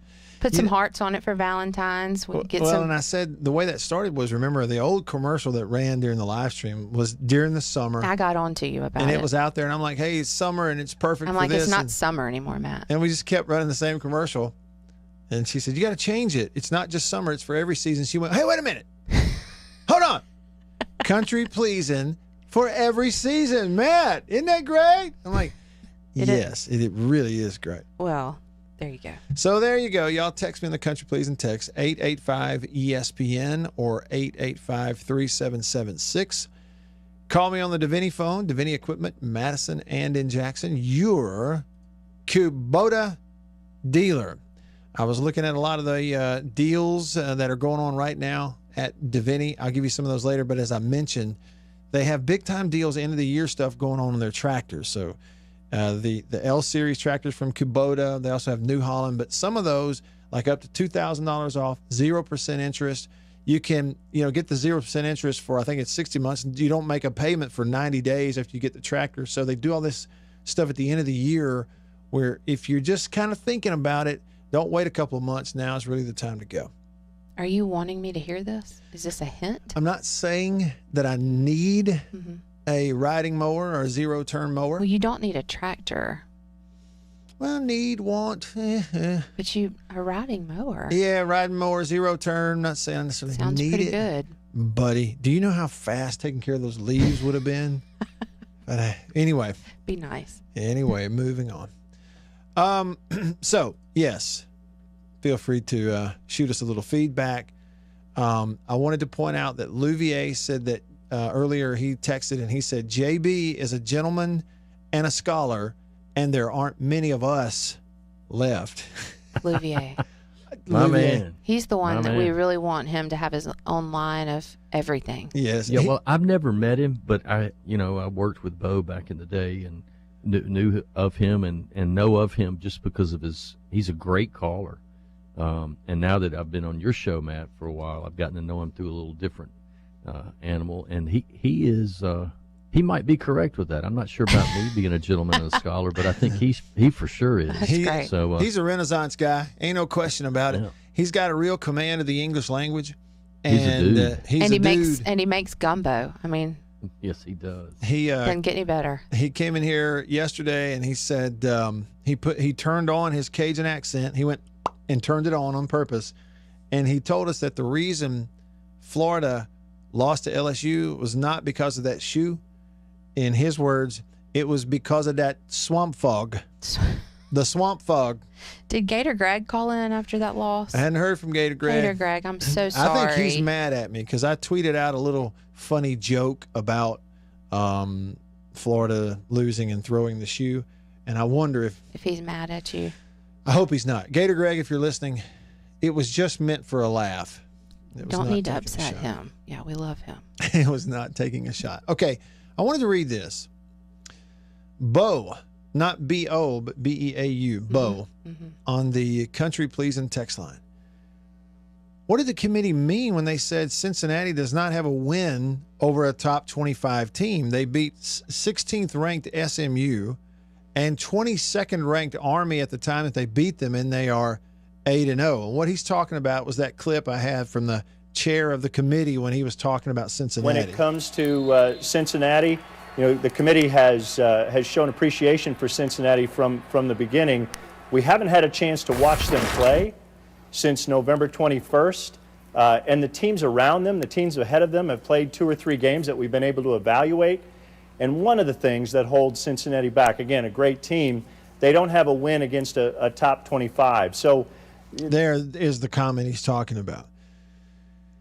The only way it would mean they could possibly mean it, Bo, is a win over a team currently in the top 25. Well, maybe he should speak a little bit more clearly. Yeah. Make his point. Make his point. I don't know. Well, let's compare it to Ohio State. Loaded with talent. Nobody questions that. They have umpteen guys that are going to get drafted. We know that, Ohio State. But if we're looking at what they've done on the field, they've played somewhere in the neighborhood. Well, they've played, to be exact, 3 fewer games than Cincinnati. Okay, is it all because of Corona? Yes. Okay. And they have 1 win over a team with a winning record who is also ranked, and that's Indiana from their conference who they beat. But like 4 out of the 5 games they played, Ohio State had an extra week to get ready for it leading up to it because they didn't have a game, all this weird season stuff. And he's sitting here going, well, we hadn't seen Cincinnati play since late November. Okay, well, that's 2 weeks ago. We hadn't You're seen not doing your job, buddy. Yeah, we hadn't seen them play, and because they didn't have a game, they're sitting there undefeated. And some of the teams around them have had a few more games since then that we could evaluate. Now, that's the term to me. This is garbage. The committee says that we've seen Georgia play a few more games, and even though they have 2 losses, we can evaluate them as a better football team than Cincinnati. So we're going to put Georgia ahead of them since they blew out Missouri. Does that not give credence, though, or a little foundation to Herb Street's argument that if the shoe were on the other foot with Alabama or Florida being 5-0, quote unquote, maybe 6-0 if they win the conference championship? Oh, he's exactly right. You know why? Because it's a beauty contest. It's a popularity contest. When he uses exactly the collective, when he says we, who does that all go? Just break that down for me, because when who says we? We evaluate. We can evaluate and go through that on the committee. I'm sure everybody already knows that, but me. Well, it's made up of people from around the sports world and elsewhere that they decide. They're all going to be trained on their protocols on how they put their rankings together. But it's basically. Is it so many from each conference? Well, it's no. I don't know that they have a set. Every conference representative, but they'll have it might be a president or an AD or a former coach. Okay. Here's who they are. Okay, here's who the college playoff committee members are. The guy you just heard from is currently the athletics director at Iowa, Gary Barta. He's the chair of the committee. You have a woman named Paula Boyven. She's a professor at Arizona State University. Okay. You have director of athletics at Wyoming, Tom Berman. It's just random. It's pretty random. Joe Castiglione, he's the AD at Oklahoma. Rick George, the AD at Colorado. Ken Hatfield, he's a former head coach at 3 schools, older guy. Ronnie Lott, a former player at USC, played in the NFL. He's the guy in the NFL who he told him on the sideline of a game to cut the end of his finger off so he could go back in the ball game. Oh. And did it. Oh. Yeah, they just cut it right off. Well, he deserves to be on the group. I Cut guess. I mean, I Cut don't know it what off. to say back to that. Get me back in there. Okay. Terry Moyhar, director of athletics, Arkansas State. Ray Odierno, former chief of staff of the United States Army. Okay. Hey, put him in there. Put him in. R.C. Slocum, former head coach, Texas A&M. Todd Stansberry, director of athletics, Georgia Tech. And look at there. Hey, we know that guy. We know that guy, Scott Strickland, the AD at Florida. That's the first Southern that's true. name I've heard of. And then John Urschel, the former All-American at Penn State. That's it. I don't hear a whole lot of Southern SEC anybody in that. Do you? Well, other than Scott. Well, I know. R.C. Slocum coached at Texas A&M, but that was not when they were actually in the SEC. You do have a lot of ADs in here. Okay, you got one professor and a bunch of athletics directors. So let's put you on the spot. How often do they go off of the committee? Do they have terms like Congress? Well, yeah, they rotate them in and off. They put a list down here of the past members, and it's a list. It's about 20 people. Annie, you see that? That's not a very big committee. I was expecting it to Archie be a little Manning bit bigger. was on the first one. Was that correct? Yeah, that's right. I think that's first right. His name is not on here, though. It says past. You know what? I think I'm going to go back, JB. I remember they were going to put Archie Manning on it, and then he stepped down. Did he decline? Is that what it was? He declined or something like that. Jeff Bauer, former Southern Miss coach, has been on that committee before. Anyway, so wasn't Larry Templeton on it, or was that the basketball committee? I think that'd be maybe basketball or baseball. He hasn't been on this, according to this deal here. So this all rests on their shoulders. It's on their shoulders, people, and it's look, they're good people. They're they're trying to figure this thing out. But look, make no mistake, when they decided to have a college football playoff. One thing we kept hearing, Annie, was this term, the human element. The element of having people putting their opinions in there. It's not a computer ranking, so it's more subjective. It's not strictly wins and losses, it's more subjective than that. We got the human element. And here's the fact. Even the best, smartest, some of the best people that are trying their best, they are affected by the perception, by the clothes and the makeup that the pretty girl has on, and are not necessarily considering what she looks like when she doesn't have on the clothes and the pretty makeup. So what I'm saying is the human element in this plays a factor. They look at it and they're going, that's Ohio State. Okay, Let's just go ahead and put them up there. Right. Well, you can't convince me otherwise. It's a fact. These people talk to all these other people in the industry that they're going, I mean, playoffs better if we get Ohio State in there. Well, why? Well, television and, they got umpteen of future NFL players. And just looks better. Oh. And they're a representative from the Big Ten. And the Big Ten's really important to the nationality of our sport and everything. Oh, gosh. Look, I'm telling you, there's no question that's what that is, part of that. And is it what's good long term? No. Because, okay, it's what's best for television. They get what they want, and which is an easily promotable deal. We don't even have to work hard as the marketing staff for ESPN to promote the college football playoff. Because at the beginning of the year, we already know who's in, basically. Half of them. Number two, it's great for the bank accounts of the conferences as it relates to television, for the coaches and the ADs and the commissioners as it relates to the money, as it relates to television. It's great for all of them because it's easy. The way it's being done is easy for all of them. If they tell me it's difficult, I laugh. It ain't hard. What would be difficult is to say, what is best for the sport, the health of the sport long term, as it relates to two things: the people that support it and the people that play it. Right. Now, if I ask you that question, now you don't have to be exact, but I'm just saying, if I were to say to you, what's best for the sport of college football as it relates to the people that support it, the fans, and the people that play it in terms of a postseason? Well, correct me if I'm wrong, but one of the things you're going to say is, well, it's big that everybody feels like they have an equal playing field, equal shot to go and maybe earn it and play for a championship if they earn it. Right? Right. Well, that's being taken out of the equation, isn't it? You don't have that. It doesn't exist. And it's not a State or Ole Miss conversation. Absolutely, they can do it. The first ever college football playoff rankings we had, State was 1 and Ole Miss was 2 or 3 or whatever it was.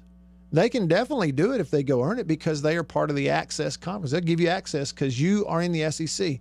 Why is that important?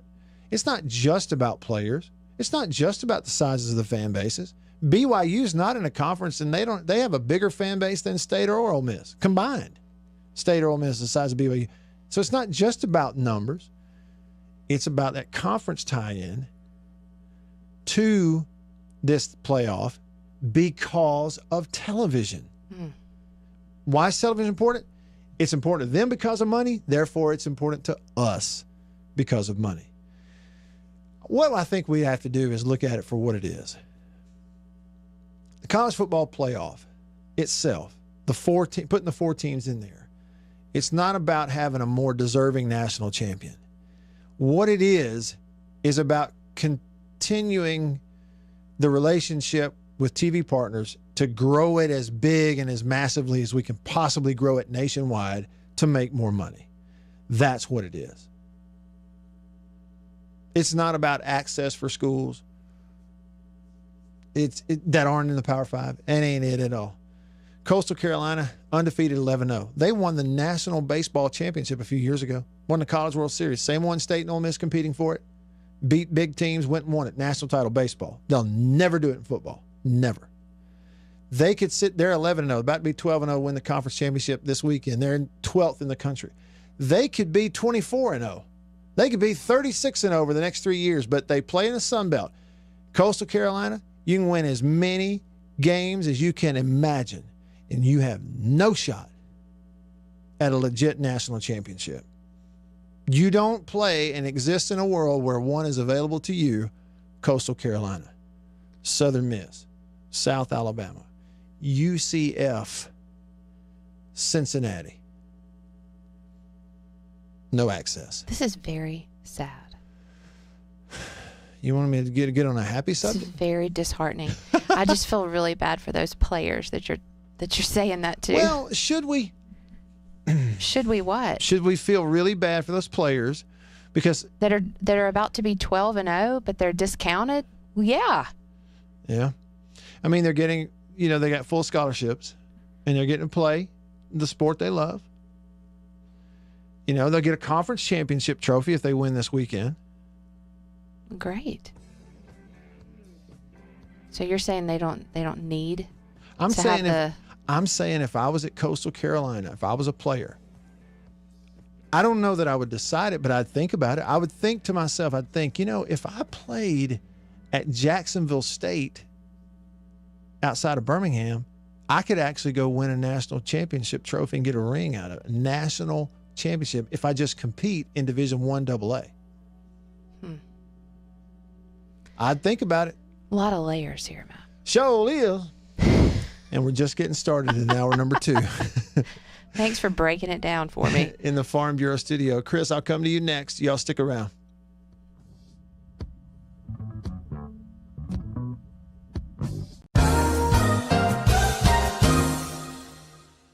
Trust me on this, you will sleep better on a mattress from Nest & Wild. It's 100% American made, from top to bottom, all the way to the floor. It's a great Mississippi company. It's right here at home. I know the people. Every mattress they make is 12 inches thick, and if you order it, it'll show up in your doorstep in 5 days. So if you're like me and sometimes you procrastinate on Christmas gifts, you can wait right up until the last minute. All right, I'm not suggesting that, but you could do it. And if you use Bully20, BULLY20, you also get a free pillow top mattress cover to go with it. So it's a great deal. Use that code. Go to nestandwild.com, order your mattress, get it here in time for Christmas. Winsipedia.com. Winsipedia.com.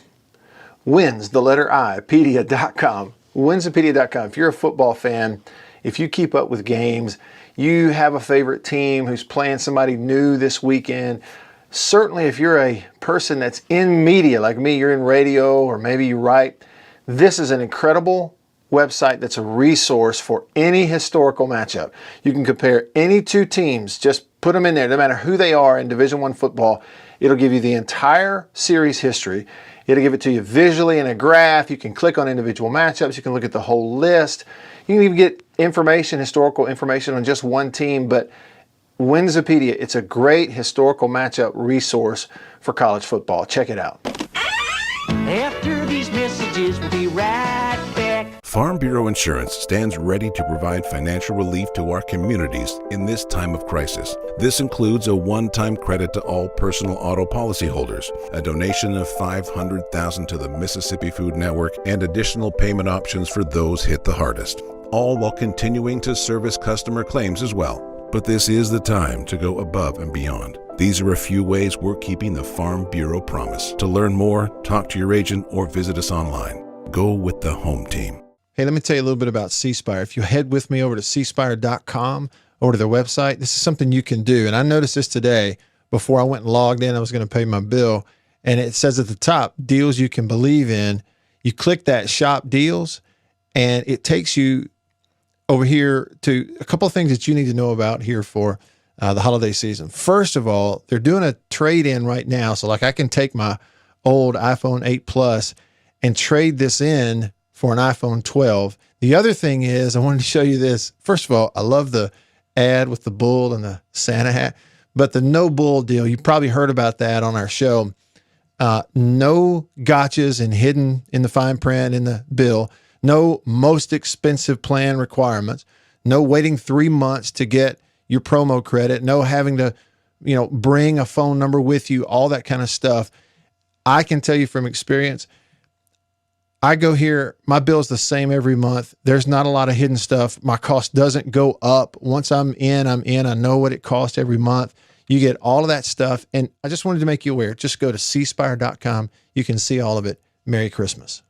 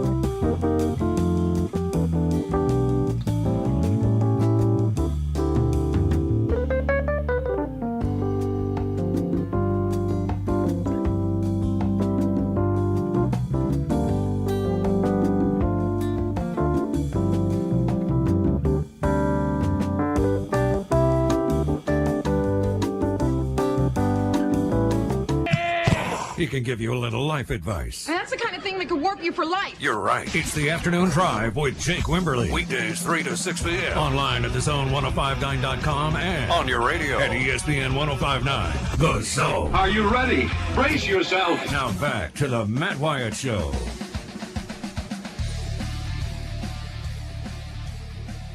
All right, back with you, rolling along here in hour number 2 of the show. I'm Matt in the Farm Bureau studio.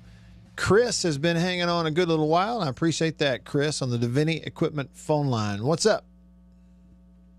Well, to add to your point about how bad the playoff is, do you realize that the biggest enrollment college in the United States doesn't even have a chance to play in the playoff? Do you know which one that is? No, I don't. I could guess and see if I could get in the ballpark. I don't really know. I'm trying to think. Biggest. Well, I'll give you a hint. College. I'll give you a hint. They claimed a national title a couple years ago. Oh, is that UCF? Yep. They have the highest enrollment in the whole United States. Do they have? I'm sure they have like satellite campuses in different places. Well, I mean, Alabama and State and all of them have satellite campuses. They count all of it. I mean, all those people that go down to the UMC, to the University of Medical Center down there in Jackson, they're all counted as Ole Miss students. Yeah. Well, and that's like in the state of Alabama, Troy University has a really large enrollment because they've got like Troy Montgomery and, Troy Chalkville and Troy Wetumpka, like Troy everywhere. Though, I want to ask you a question that I never got to ask you when all that was going on. What do you feel about the hypocrisy of a fan base that you grew up around and I had to grow up around that wanted to jump up and down, scream and holler, claim a national title, but they've got how many claimed national titles? They actually claimed one that Mississippi State had the rights to in 1941. Yeah, Alabama. Yeah, they claim a bunch of them. How many times have they actually claimed them? Yeah. Yeah, they have claimed a bunch. And you know what, Chris? There was an article that came out in AL.com. This is about 4 years ago. And they tracked down and interviewed the longtime sports information director. So the SID, that was SID at Alabama for football for years and years and years, way, way, way back. I think he was there maybe in the 70s and then into the 80s. And he just basically said, yeah, okay, we admit, we decided one day, hey, look, it'd be great for us here at Alabama if we had a whole bunch of national titles. And that would kind of add to the idea that, this is the place that kids ought to come play and then build our family. It'd be great to promote it. So we're going to go back. And they very intentionally and just admittedly went back and started searching through every single solitary publication that was available over the history of Alabama football. In any way they could tie a national title to Alabama, they claimed it, and they put it in the media guide. And that started in something like the 80s, and he was like, yeah, we did it. Very intentionally did it. And he even admitted that some of them are iffy. But he was like, hey, we decided it was best for us to do it. And so now, they sell a bunch of commemorative helmets in the gift store over there with that number on the side of it, So maybe it was smart. So one last question. I've got to hear everybody else's reaction except for yours. What did you think about Mike Leach calling out Tyler Horka? And I'll let you talk on about that after I get off the phone. Y'all have a good day. Thanks, Chris. Yeah, what did I think about that? I thought it was pretty benign in the way that he did it. Okay, I wasn't surprised he did it, but it wasn't like he got mad or yelled at him or really just tried to embarrass him. I just thought it's perfect. It was classic Leach, right? I thought it was classic Leach, just almost flat line emotionally goes, hey, man, well, why don't you let me break down a few of your articles there? I was an English minor. I'm sure I could give you a few pointers. I just thought it was classically just a perfect way to describe it, JB. And since it never did like turn ugly, then I think it's fine. I think it's fine for a coach to do that every now and then. Well, he told him he was an English major too, right? Right. I can proofread your work. Yeah, or English minor. But I thought that was a shot in the shot when he basically saying I was an English minor and I could still proofread your stuff for you. You know? Yeah. I thought it was a classic Leach. That was really good. Hey, I wanted to bring up a story to you, and then I'll come to you some of the texts here. Now, this is not going to be something like the first time you've heard of it. It's not, but I do think you need to be aware of this.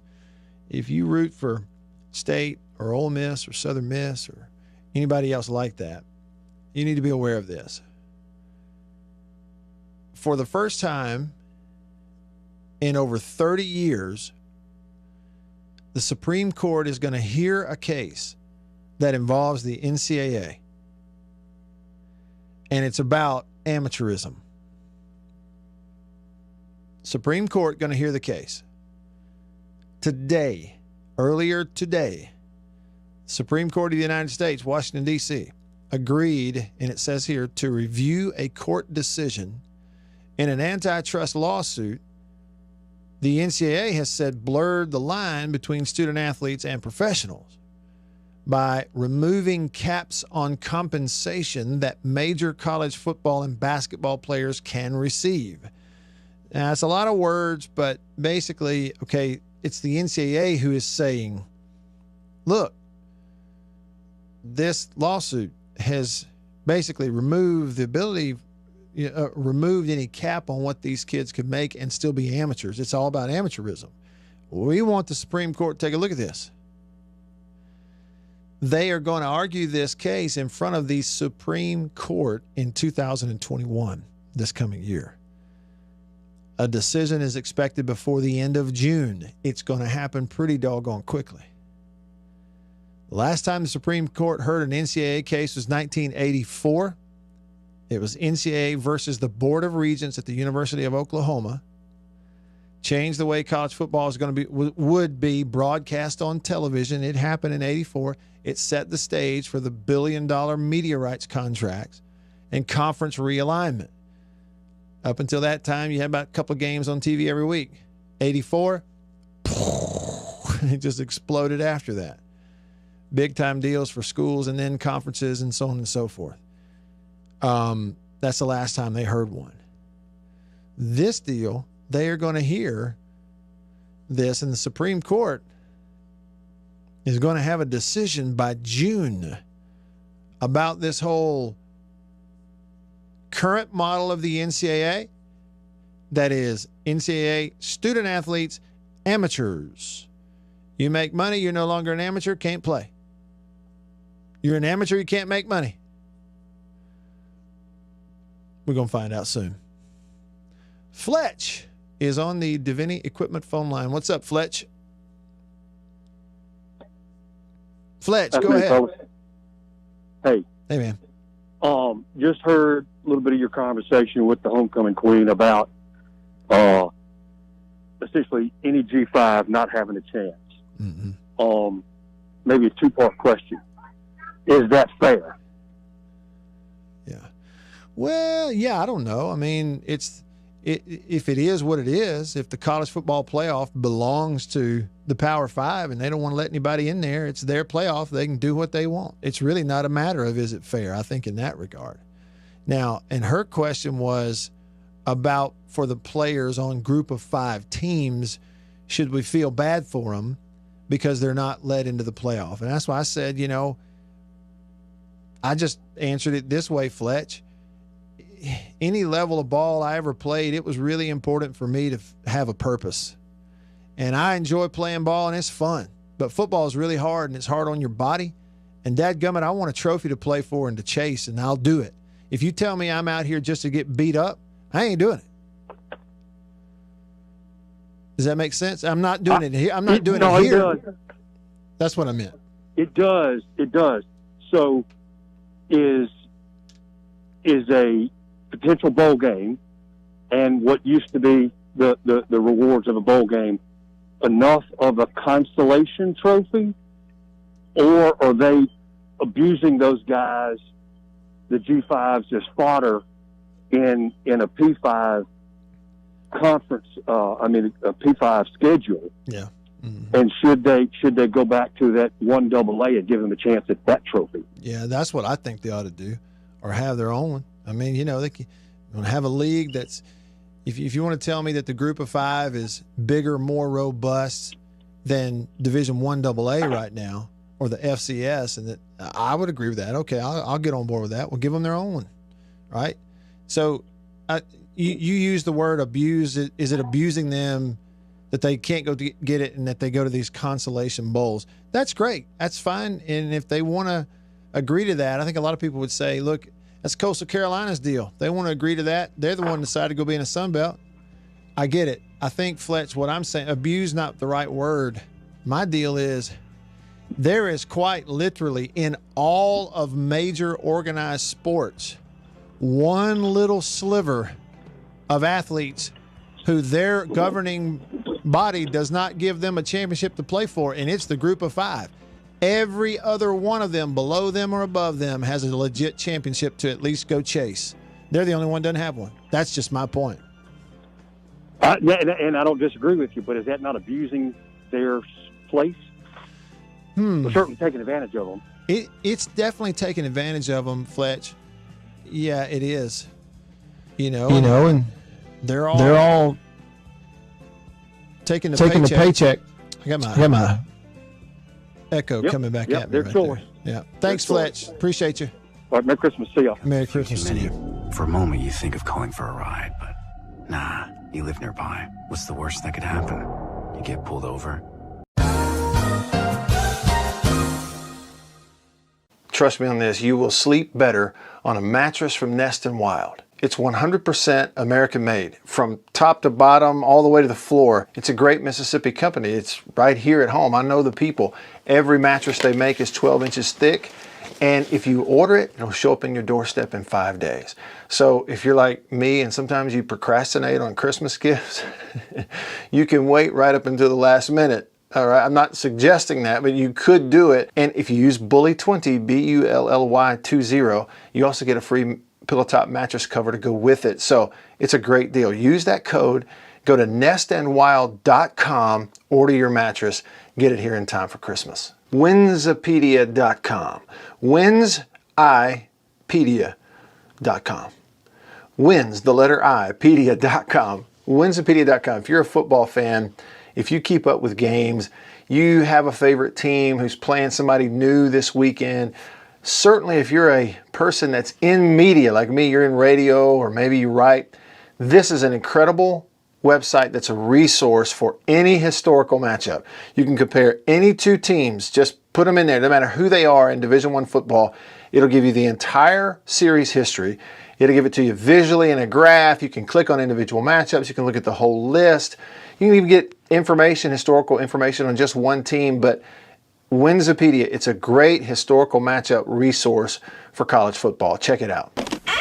After these messages, we'll be right back. Farm Bureau Insurance stands ready to provide financial relief to our communities in this time of crisis. This includes a one-time credit to all personal auto policyholders, a donation of $500,000 to the Mississippi Food Network, and additional payment options for those hit the hardest, all while continuing to service customer claims as well. But this is the time to go above and beyond. These are a few ways we're keeping the Farm Bureau promise. To learn more, talk to your agent or visit us online. Go with the home team.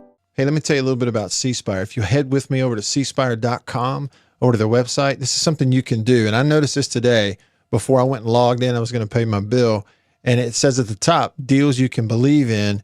You click that shop deals, and it takes you over here to a couple of things that you need to know about here for the holiday season. First of all, they're doing a trade-in right now. So like I can take my old iPhone 8 Plus and trade this in for an iPhone 12. The other thing is, I wanted to show you this. First of all, I love the ad with the bull and the Santa hat, but the no bull deal, you probably heard about that on our show.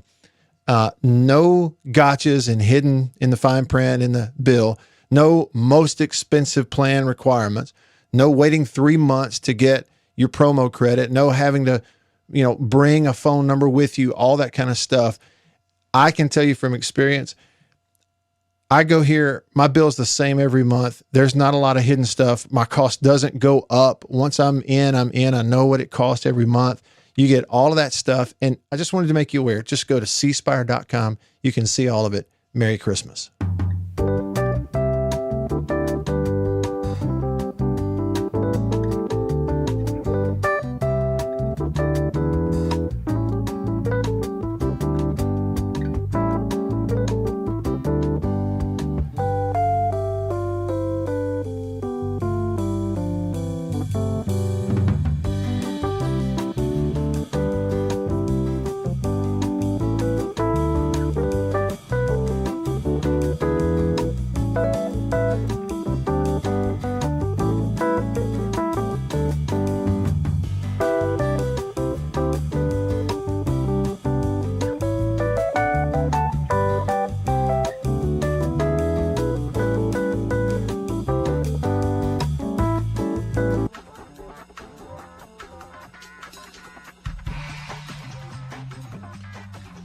All right, back with y'all. I'm Matt in the Farm Bureau studio, Farm Bureau Insurance. Go with the home team. They are your home team. Hometown heroes. That's your local Farm Bureau Insurance agents. favrates.com. Y'all text me, call me, so on and so forth. I am really interested to see what that Supreme Court's going to do. We got about 6 months here to find out. And as you know, like if you're like me, the older you get, man, 6 months goes by quick. Blink. And it was 6 months ago. And it really does pick up speed with age. I've always heard that, but it definitely has been doing that. Let's see what we have here on the Country Pleasing text line, 885-ESPN. A lot of texts here from this hour. I need to get to some of it. Tony was reminding us that at one point, Condoleezza Rice was a member of that playoff committee. She was at one point, certainly. Thibodeau mentioned the same thing. At one point, she was on it. Yep. I wish I had seen that while Annabeth was here. She'd have told the story. We sat just a few seats over from Condoleezza Rice. Well, I say sat. We were right there in her vicinity at the Masters a couple of years ago. Oh, yeah, that's right. It made a big impression on Annabeth, JB. Well, she was the guest picker Saturday on game day. Oh, was she really? Yeah. Did she pick well? I don't know. Yeah, I don't know. Golly, Debbie, I have not seen one episode of College Game Day this year. Not one.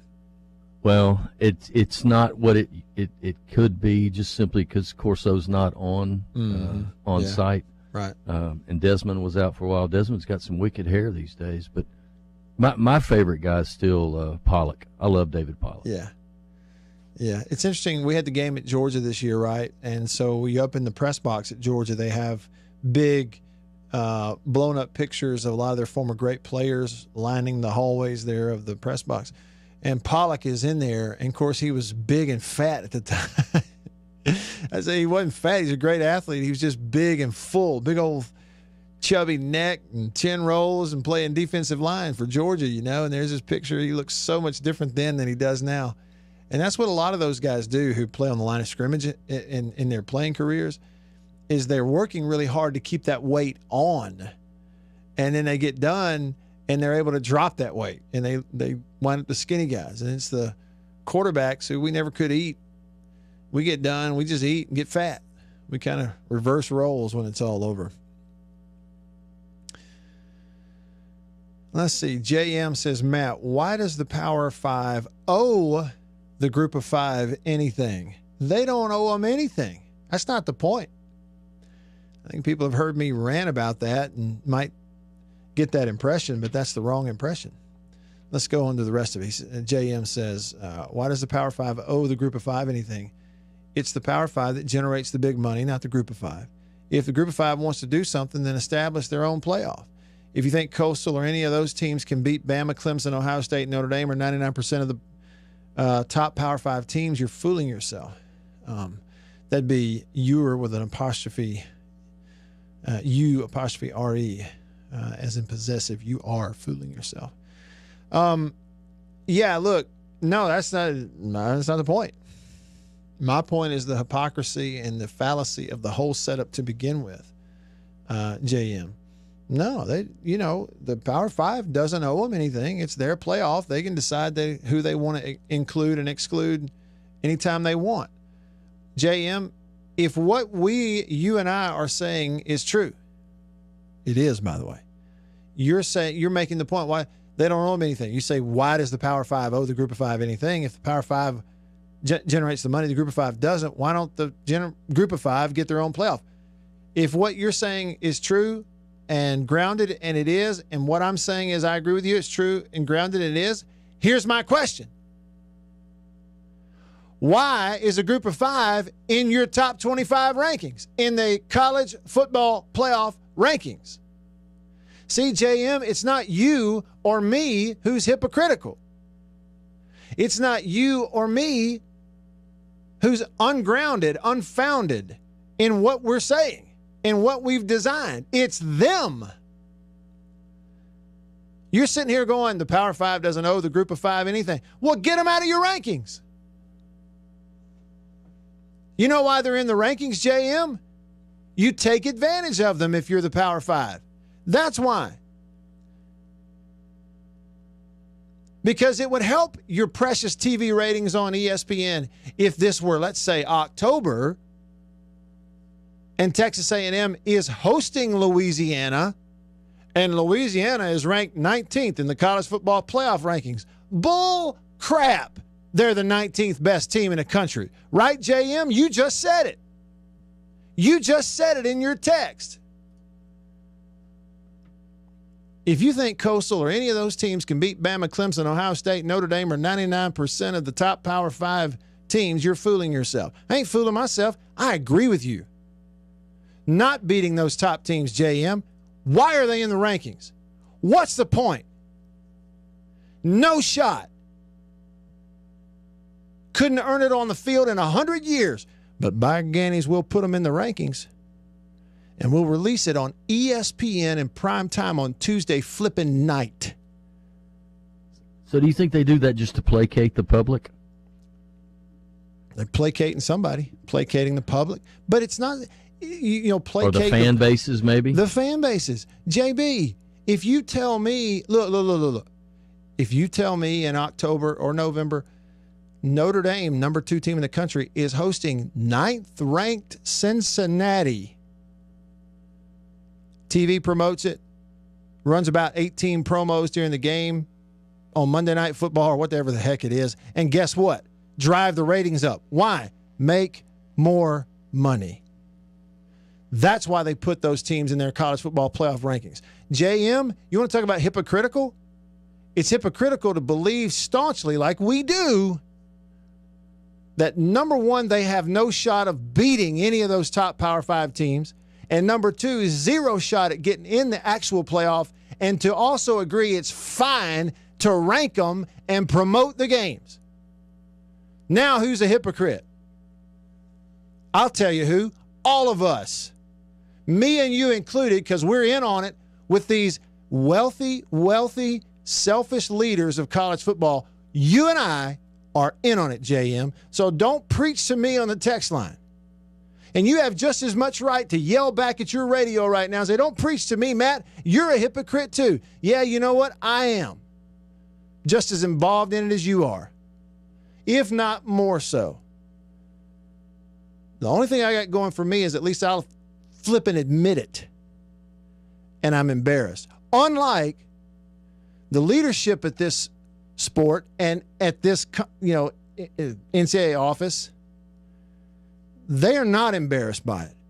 Don't care one bit. As long as they have a good accountant to do their taxes. CO on the Davini Equipment phone line. Thanks for calling. What's up, CO? How you doing, Matt? I'm fine. Hope you're doing well. I am doing well, man. Just out working. I had a quick question. With the success that Jaden Wally has had as a true freshman at Mississippi State, looking into the future, what do you think the odds are that we have a first-round or second-round draft pick out of him? What are the odds? That's an interesting question because it requires you got to cross a big bridge, right? A big, long bridge of, projecting him out. What is he 3 to 4 years from now? What has he done? What's that ability? And then, is he healthy? All that kind of stuff. What's he put up? I mean, that's tough. I would say, you know what? Honestly, I think at his size, that's not an issue at all. I mean, he's got every NFL measurable. I think he's obviously got the ability. He's a guy who's probably going to get out here on the laser and run a really good 40-yard time. And so if you then take those things and go, okay, if the stats in the career are there, he's going to kill it at something like the combine. Well, I think the stats in career are probably going to be there. As long as he's healthy, he's going to have 1,000-yard seasons and lots of touchdowns because of that offense and lots of opportunities to show what he can do. Yeah, I think he probably does have himself to be a chance to be drafted, which, as we've talked about, CO, that'll be a big deal for State's program because you got to go all the way back to Eric Moulds to find a receiver that got drafted. Yeah, I think it would be huge. Mississippi State's known for, obviously, their hard-nosed defense, but you get some offensive linemen drafted. But I think for the projection of the program in the future, having a wide receiver to be drafted, in the top end of the draft would be huge for that program and future kids coming in there. There's no doubt. Well, and that's another thing too, CO. Today's signing day. You can't just snap your fingers and above board go out here and just totally transform your recruiting either. To do it right, that takes a little time. You still got to put a product on the field and get some folks to believe in it. Sometimes that takes a little longer than others. Good call, CO. Appreciate it. I appreciate you, Matt. I appreciate everything you do. Thank you, man. Thanks for calling. All right. Hour 3 is up next. I'm going to pour a little more coffee. I'll have a seat for hour 3, and we'll let her rip Tater Chip in the Farm Bureau studio. Stick around. Purchasing a home can be one of the greatest accomplishments a person can have, or it can become a nightmare. Surround yourself with the best, and Wint McGee of the Bank of England. Farm Bureau Insurance stands ready to provide financial relief to our communities in this time of crisis. This includes a one-time credit to all personal auto policyholders, a donation of $500,000 to the Mississippi Food Network, and additional payment options for those hit the hardest, all while continuing to service customer claims as well. But this is the time to go above and beyond. These are a few ways we're keeping the Farm Bureau promise. To learn more, talk to your agent or visit us online. Go with the home team. After these messages, we'll be right back. We are about to have a fire and cook some sausage. A country pleasing sausage is outstanding. Whether you cook it over a fire or in the house, cook some of this right here. It's green onion flavor. You see that? But this right here is my favorite, the maple flavor. And this is great for breakfast. It's awesome cooking it in the house because it makes the whole house smell good. Oh yeah. Let's eat country pleasing sausage, the best, hands down. If you go to countrypleasing.com, you can actually order this and deliver it to your house. Country pleasing sausage, hands down, the best. Trust me. Hey, let me tell you a little bit about C Spire. If you head with me over to cspire.com, over to their website, this is something you can do. And I noticed this today before I went and logged in. I was going to pay my bill, and it says at the top, deals you can believe in. You click that shop deals, and it takes you over here to a couple of things that you need to know about here for the holiday season. First of all, they're doing a trade-in right now. So like I can take my old iPhone 8 Plus and trade this in for an iPhone 12. The other thing is, I wanted to show you this. First of all, I love the ad with the bull and the Santa hat. But the no bull deal, you probably heard about that on our show. No gotchas and hidden in the fine print in the bill. No most expensive plan requirements. No waiting 3 months to get your promo credit. No having to, bring a phone number with you, all that kind of stuff. I can tell you from experience, I go here, my bill's the same every month. There's not a lot of hidden stuff. My cost doesn't go up. Once I'm in. I know what it costs every month. You get all of that stuff. And I just wanted to make you aware. Just go to cspire.com. You can see all of it. Merry Christmas. Every farmer understands their farm can't thrive without some good partners like sun, soil, and rain. And farmers in North Mississippi also rely on another important partner, Mississippi Land Bank, because land and farm financing are Mississippi Land Bank's primary focus. We've grown alongside these farmers' crops for more than 100 years. We understand what a farmer needs, and we know the lay of the land in North Mississippi, and that's where I stand. You hear me say Deviney Equipment in Madison and in Jackson a lot on the radio show. Highway 51 in Madison, Spring Ridge Road in Jackson. And yeah, it's tractors, okay? Kubota tractors, they have New Holland tractors, big equipment, skid steers, ATVs, all that. But you need to know this time of year, if you're a deer hunter, if you know a deer hunter in the area, anywhere around Madison and Jackson, Deviney has everything, okay? I'm not talking about just, feeders and all the stuff that goes with that, but tree stands, climbing stands, chairs, camo this, camo that, boots, accessories, everything for the hunter. Deviney Equipment, Highway 51 Madison, Spring Ridge Road in Jackson. After these messages, we'll be right back. I've been accused of wearing a lot of hats in my career. And if you go to the Mississippi State University golf course, you can wear a lot of hats, a lot of the same hats I wear. Oh, that's nice. You like that. On Twitter, they are at Hail State GC, or call them 325-3028. That's the Mississippi State University golf course. You wear a lot of hats. Hail State.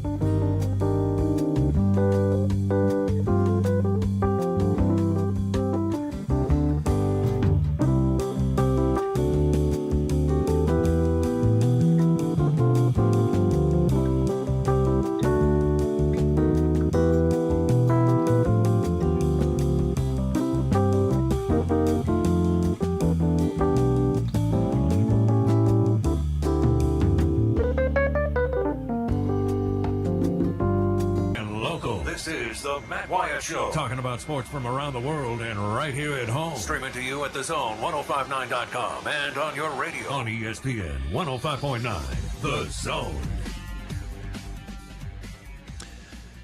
All right, here we go. Back with you to start off hour number 3 in the studio. The Farm Bureau studio in hour 3. Hour 3 presented by Overstreet Properties.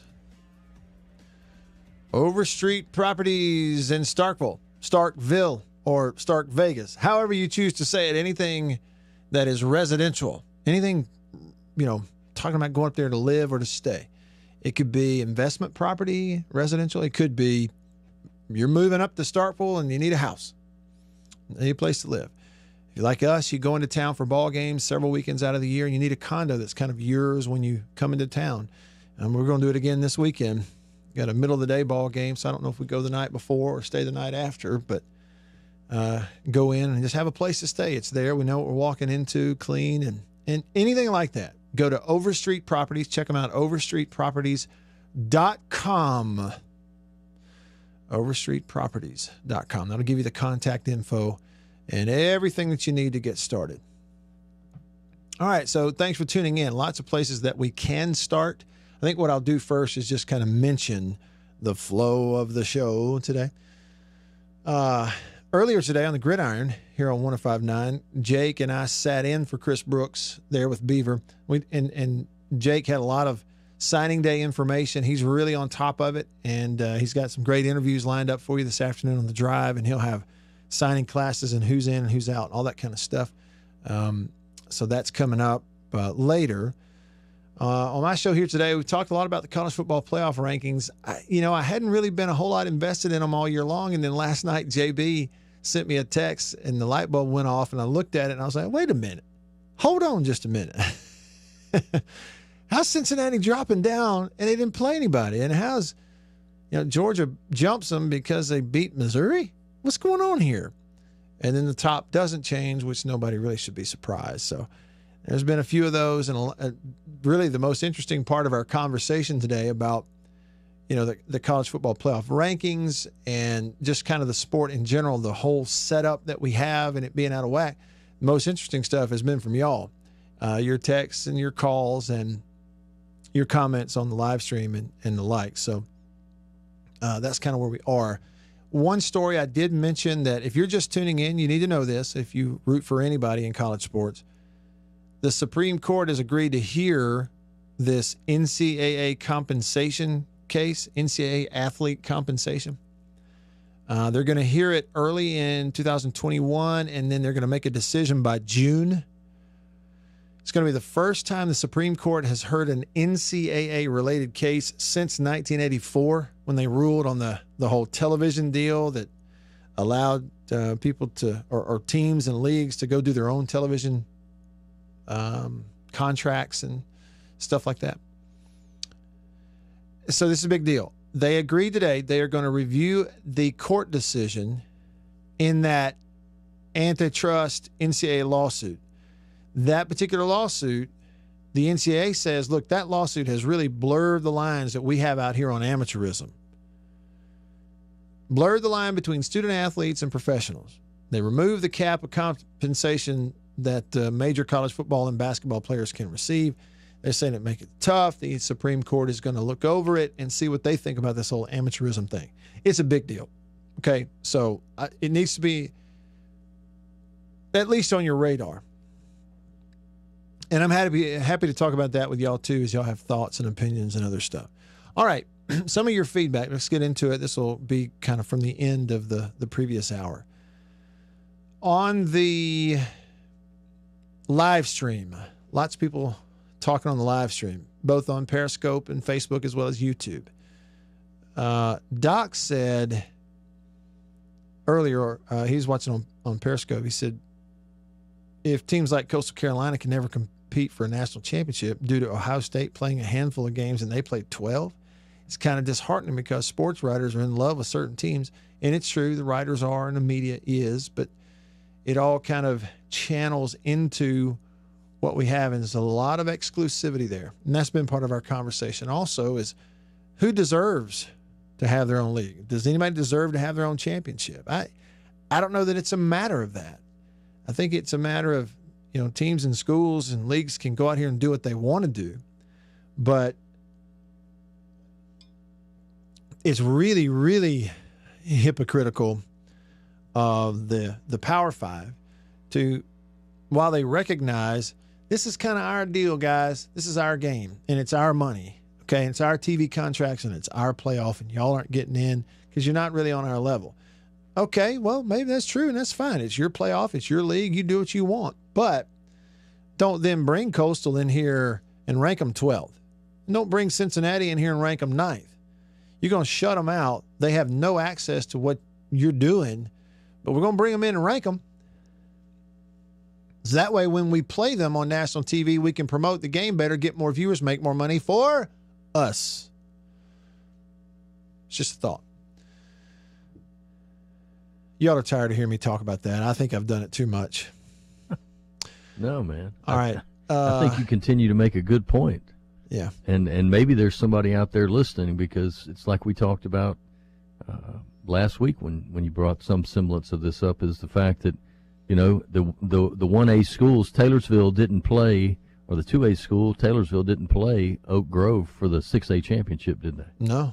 Mm-mm. Yeah. You know, and in the high school stuff, it's more easily dividable because they're just going strictly on the size of the school. Sure. You know, number of students. And that's, you know, that makes sense for high school stuff.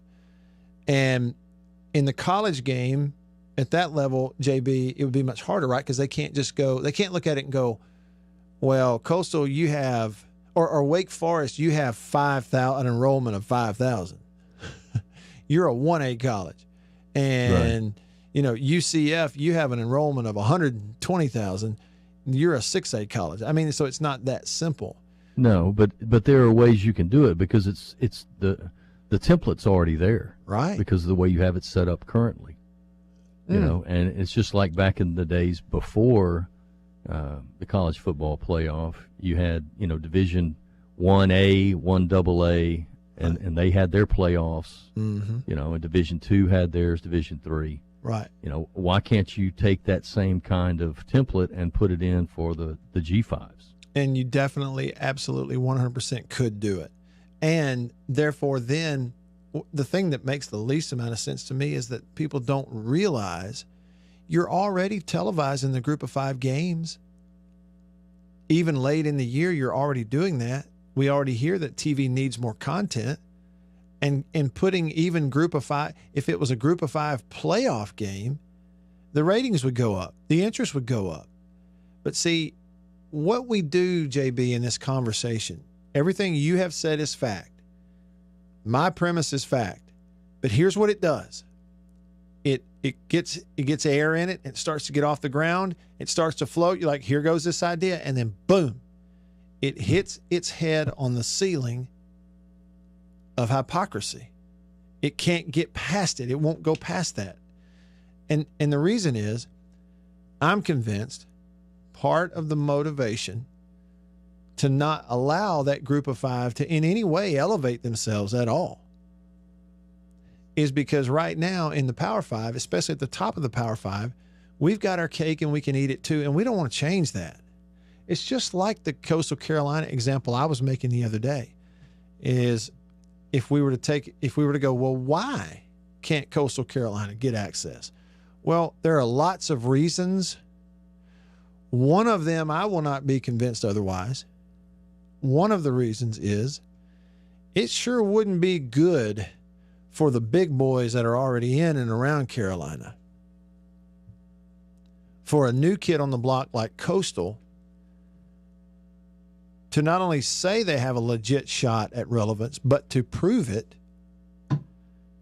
because then that might be 1 or 2 or 3 less big-time players that Clemson might get. Clemson's like, we already have a hard enough time making sure we beat South Carolina and Virginia and, you know, Florida State. We're already having a hard enough time on the recruiting trail as it is. We have to continually recruit against them.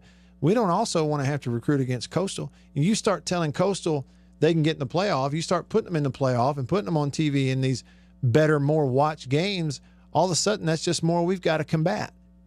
And frankly, we like the way it is right now. Makes a lot of sense, doesn't it? Absolutely. So the balloon will only get so far off the ground. Richard on the live stream said, why do we play the games? You never know who can win on any field. Louisiana Monroe beat Bama. App State beat Michigan. LSU and Troy. Listen, you're right. You're exactly right. And listen, like I said. But that's a different context, Matt. You're talking about a regular season game. You're not talking about a playoff game, and you're not talking about the college football playoff when you talk about those teams playing against one another. Right. I mean, the closest thing you've had in the last 10 years has been Boise State, right? Mm-hmm. Or maybe UCF. Of course, they are a self-proclaimed national champion. But, Man, that's why I don't blame them for doing it. Well, yeah, but I mean, it just it's almost like when you go that way, when you talk about, hey, anybody can beat anybody on any given day. Right, I acknowledge that. You acknowledge that. But you're trying to give somebody the opportunity to play for something that probably 9 times out of 10 they're not going to get a chance to play for, right? Right. So you give them their own. Give them their own. Well, and I just think, again, you can't have a mission statement at the NCAA level that you're all about the student-athlete welfare of a student-athlete and the experience they have while they're in college. You can't have that mission statement and then go doing what they're doing. Those two, it's oil and water. It won't mix. And I agree. Okay, so it is a different context. You go, Louisiana Monroe beat Alabama once. App State one time beat Michigan. Troy beat LSU one time. Well, right, JB, those are regular season games that are real easy to just put behind you and mark off as one-offs when there's no threat of those teams actually popping up and doing any real damage. You start putting Sunbelt teams like Troy and App State and Monroe in real rankings with real shot at your playoff, even in a pandemic season. Can't have that now. All of a sudden now they're getting a bite of my cake. I don't want it. That ain't happening, says the big boys. So give them their own playoff. That's what you got to do. I mean, it's just the right thing to do. Make it better for everybody, better for the schools, better for the players, better for TV. I think better for the overall health. Give them their own rankings. Stop putting them in the college football playoff top 25. It's so stupid. It'd be like putting, FCS teams in the top college football playoff top 25. That is so stupid. It will never happen. Okay? They're not going to look, Jackson State's at the FCS. Deion Sanders doing a really good job there. They're going to do very well.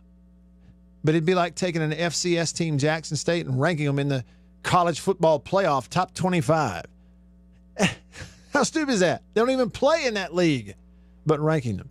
So basically the same thing that we're doing with these undercard teams. And I like that term that Will uses on the live stream. He says, you hit the nail on the head with the committee ranking Coastal and Cincinnati. It's trying to promote undercard games. They did it with Auburn this year.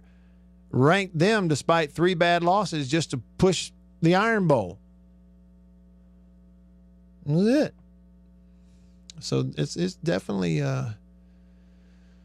hypocritical in there. Chad on the live stream says, Matt, I cannot emphasize enough how blown away I am with your Facebook Live production value. The lighting is spot on. The camera's set up perfect. Your sponsors are aligned perfectly behind, and not to mention the added value you bring to your clients by transitioning to video spots instead of just playing the radio stuff. Well done, sir. Also love your drone work and other videos. Not sure if people truly appreciate how much effort you put into your product. All your success is well deserved. Take care, my friend. Chad, thank you so much. Really do appreciate you noticing. And I will give you a heads up. Get some new bells and whistles that are on the way. Tune in next week. How's that for a tease? Man. And we're only on for 3 days next week, right? Monday, Tuesday, and Wednesday? Yeah.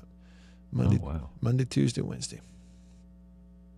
That's right. All right, what does the text line say? Gator Nation was the most recent. Let's see here, work our way back. Gator Nation texts the show. He says, if we beat Alabama, Florida that is, and Notre Dame beats Clemson,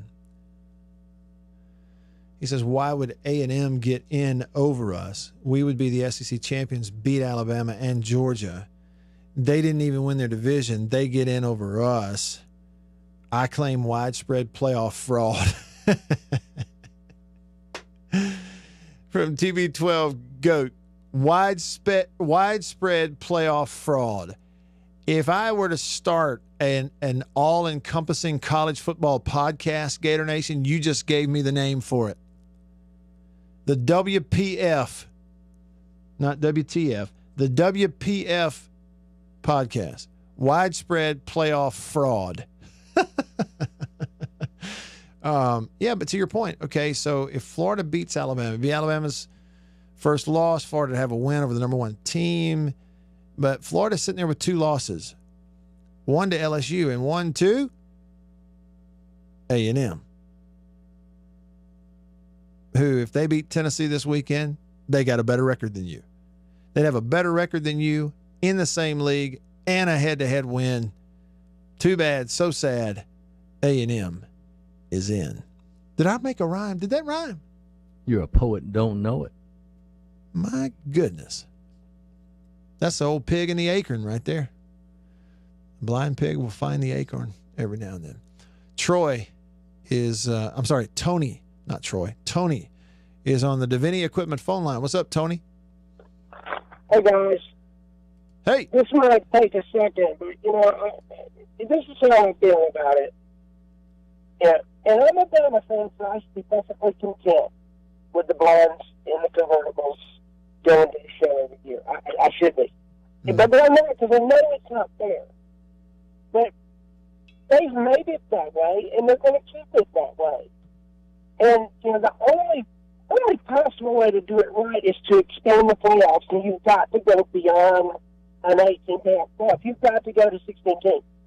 And every time I say that to any talking head on any kind of radio show, I get shot down and hung up on because they say, oh, it's ridiculous. Can't be done. Can't be done. Cannot be done.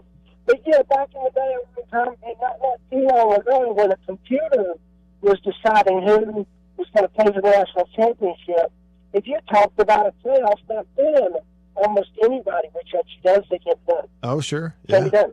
Mm-hmm. The Bowdoins are doing it, everybody. It's never going to happen. Can't be done. And as soon as the powers to be figured out a way to make a vote doing it, they came up with a system. It was just, like I said, it's a beauty pageant.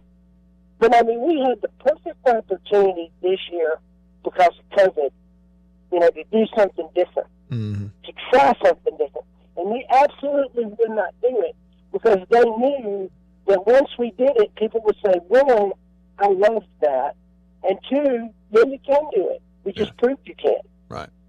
That's a really good point. What you're going to have to do to expand the playoffs to 16 teams is to eliminate the conference championships. And all of these people who talk about an 18 playoff, that's still just a glorified beauty pageant. Because in an 18 playoff, does Cincinnati get in? Yeah, no, not if you've got a committee, Tony. All right, well, let me ask you this. What if you did an 18 playoff, but it included conference champions for everybody? I think it's stupid, and I'll tell you what. But that's the box that they're boxing themselves into right now. They want it to be 5 conference champions and 3 at large. Well, who says that the Pac-2 champion on any given year is better than the number 3 SEC team? Because almost any given year they're not. Yeah. Well, but see, I think what you're doing right there, though, is the way you think about it that way, we're mixing the methods. We're kind of mixing earning it on the field as well as the eye tests and committees choosing the quote-unquote the best teams based on our evaluation. My thing is take out the evaluation, take out the eye test, and take out the whole best teams deal, and just give me the most deserving based on who won ball games in the regular season. What's wrong with that? Well, that's right, but that's why I said we don't need the championships. Because who says that the Pac-2 champion is going to be better than 8 other teams in the country? Well, nobody would be saying it at that point. That's what I'm saying. Is nobody would. I wouldn't need the committee or anybody else to tell me they're better. They won the Pac-12 championship. That's it. Put them in. They're in. They won their conference. They did it over the course of the year, and they've got rules on absolute definable wins and losses that makes them the conference champion. They're in. I don't need somebody to tell me they're better. I'll find out if they're better or not when they play the playoff game. Well, that still makes that 18 playoffs a glorified beauty pageant. No, I don't think it does. Not if you earn it. Not if you earn it on the field. Help me understand, Tony, how it's a glorified beauty pageant if they have to earn it in the regular season with wins and losses. they're playing in a place where you could barely get 10,000 people in a stadium because there's no interest in football. I just don't think, I'm fine with the Pac-2 because it's not the Pac-12, it's the Pac-2. Any given year, you've got a couple of decent teams. Yeah. Good stuff, And Tony. you know, these SEC teams this year, that they played head-to-head games every week against SEC, competition. Right. It's a whole different ballgame. Tony, I appreciate the call, man. Thank you. Have a good day. Yep, have a good one. I like them playing SEC games every week. Get to the end of the year, pretty much no question who the best team in the conference is it? And still got to play in a conference championship game to prove it. But it's a lot easier for TV and for money folks if they can just pick the teams after it's all said and done. Stick around.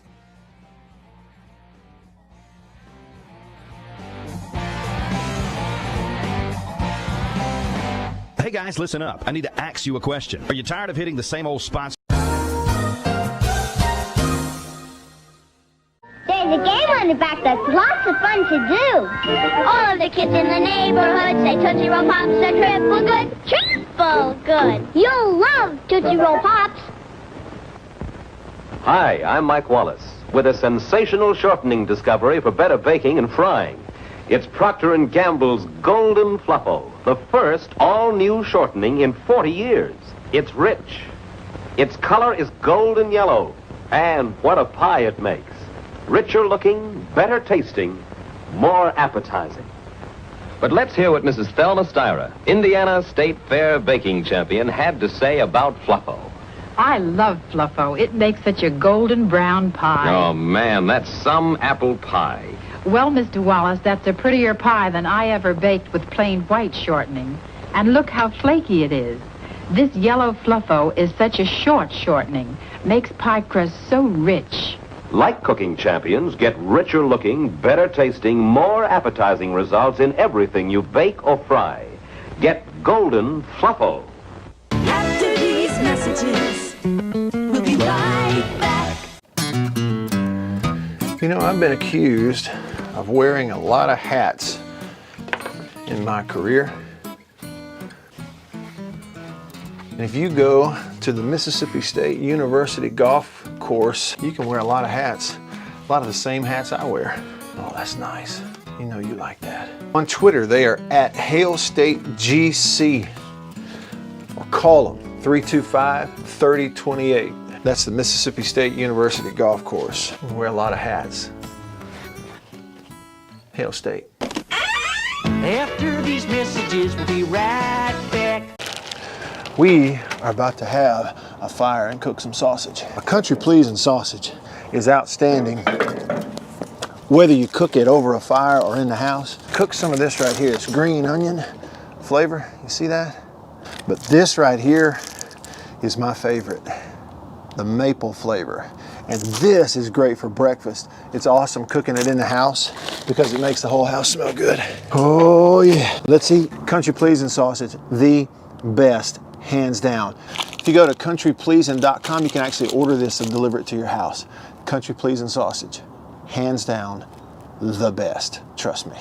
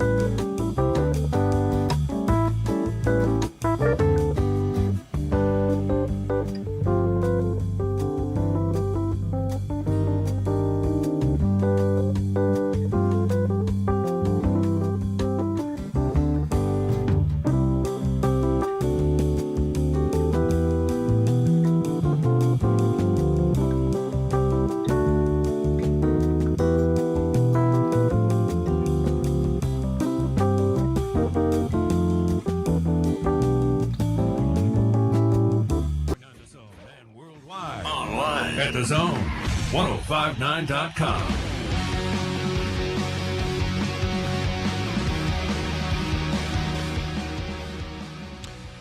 All right, back with you. Really interesting stuff. You know,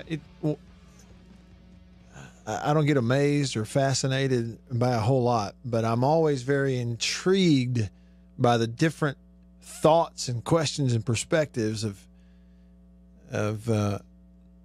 people who listen to this radio show. I learn stuff. I have to think about things that I wouldn't think about on my own, and I think that's what really makes the world go round. Aaron, who's watching on the live stream, says that it ought to be like in the NFL, win your conference, get in the playoffs.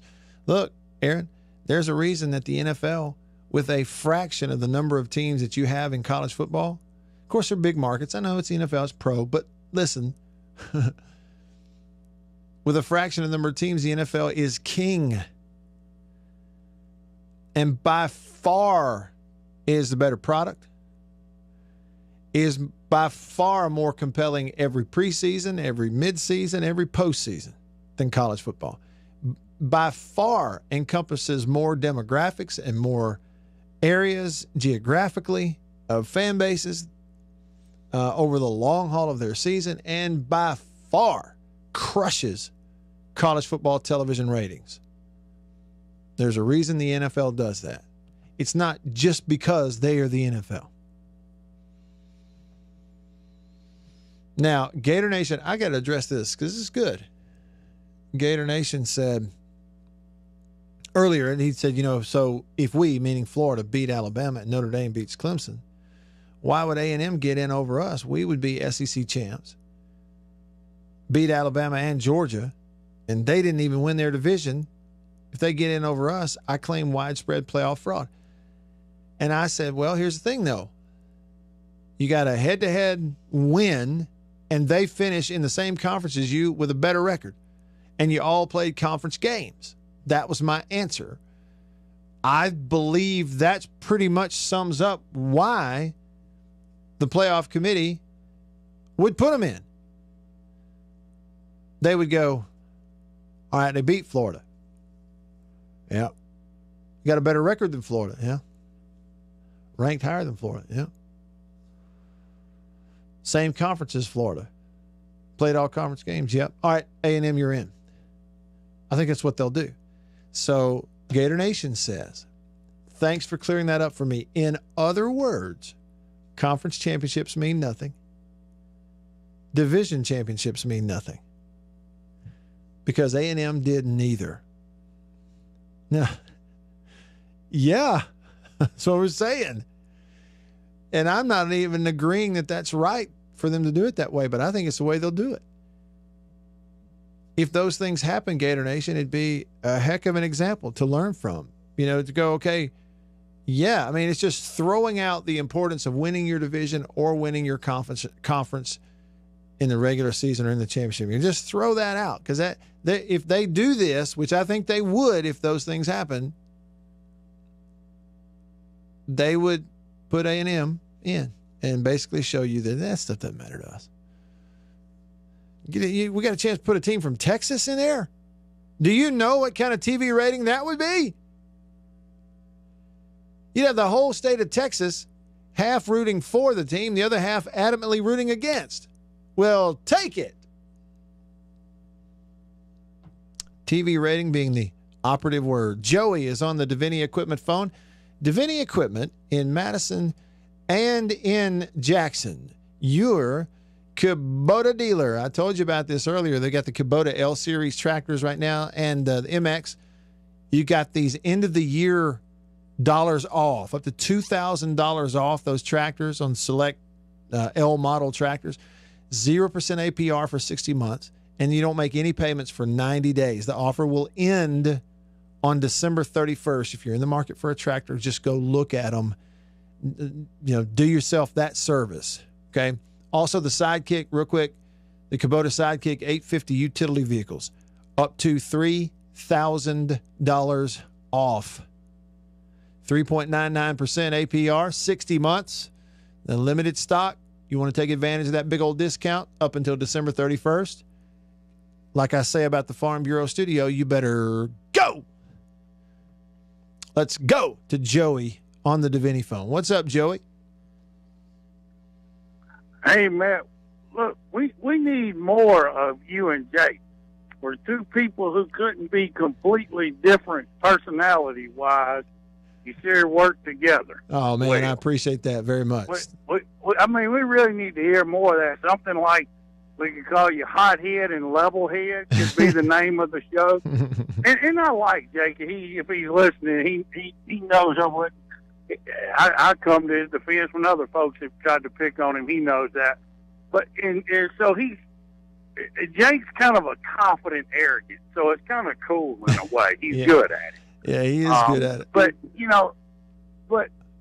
I was thinking when you were talking about these bags and bags of money thing, I was thinking back to some of my childhood, and my dad was in the classic car business, and him and his partners had a big dealership there in Florida that housed about 20 cars even inside. And they were known to just have bags of cash in a McDonald's bag because, nobody thinks you got money in a McDonald's bag. They think you have biscuits. The briefcase is how one messes around and gets robbed. Right.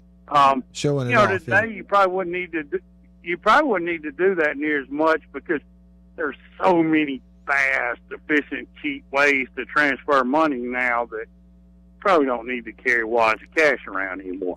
But I'm just thinking, I got experience in that. Is it criminally illegal to run around and drop off these bags of money? I don't know. I mean, I've always thought the IRS has to be involved somewhere. Well, I don't care about that. I mean, that's the same as if someone comes or someone provides a service for me under my business, Matt. What they don't do or do with the IRS is not my personal responsibility. As long as if it's an amount that requires reporting, as long as I do that, I'm not responsible for whether they pay the government or not. Good point. So, good point. So I don't care about that. I just if it's, I mean, I guess it's not morally okay because everybody's doing it, but that doesn't make it morally right. I don't know. I'm just thinking that I might want to drive around and drop off bags of money today. Yeah. Well, if I could get a cut. Well, go ahead and do it, Joey, and then call me back. Let me know what happens.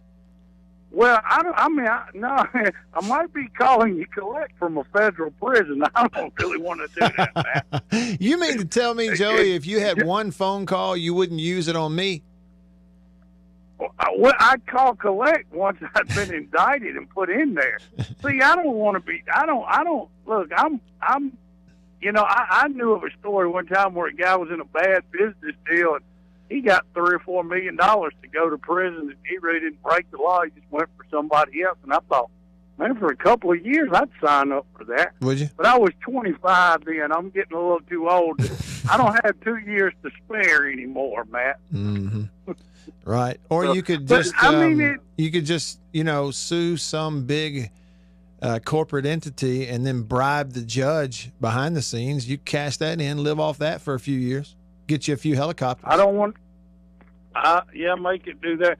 But when are we, so is this Supreme Court thing maybe in line? I had to get out of the truck and I missed some of the stuff that they were talking about, but, so it may be in line to set up some pay for these players? Well, you say in line to here's basically what the article said, Joey, is the NCAA is taking this thing, the Supreme Court's going to hear it, for them to decide.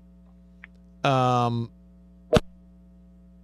for calling, Joey. I think we lost you. It's for them to decide to uphold or strike down this lawsuit out there that removed the cap on compensation for major college football and basketball players in certain states. Like California did it, Florida did it, and thinking other states are going to do it too, and saying if you remove that cap for their compensation, then we no longer have our amateur status. So it's more so the Supreme Court deciding whether this amateur status thing that the NCAA operates above is legal or not. So I guess it's sort of, but not really, because based on that decision of the Supreme Court, then all these states are going to know what they can and can't rule in their own states. I guess is the way I look at it. Now, maybe I have it out of whack, but I don't think so. Gator Nation points out that A&M played 9 games. Florida would play 10. Conference championship game being the difference there, right? Or no? Well, whatever. Sad Reb says conference champions only. I agree. The other teams can just play in good bowl games. Hey, Sad Reb, look, it just seems so simple that if you had some sort of expanded playoff that included conference champions and a few at-larges, that it emphasizes the regular season, the importance of them. Because of the setup right now, it really does not emphasize the importance of all the regular season games. Not all of them. But you make conference championships the qualifier to get in the playoff, and now all of a sudden you got something. But by doing that, Sad Reb, it removes the control, the malleability of the end product for these people in this committee to mold it and shape it into exactly what makes them the most money at the highest level of the sport. And that's what they don't want to give up. We'll wrap up the hour with you next. Stick around.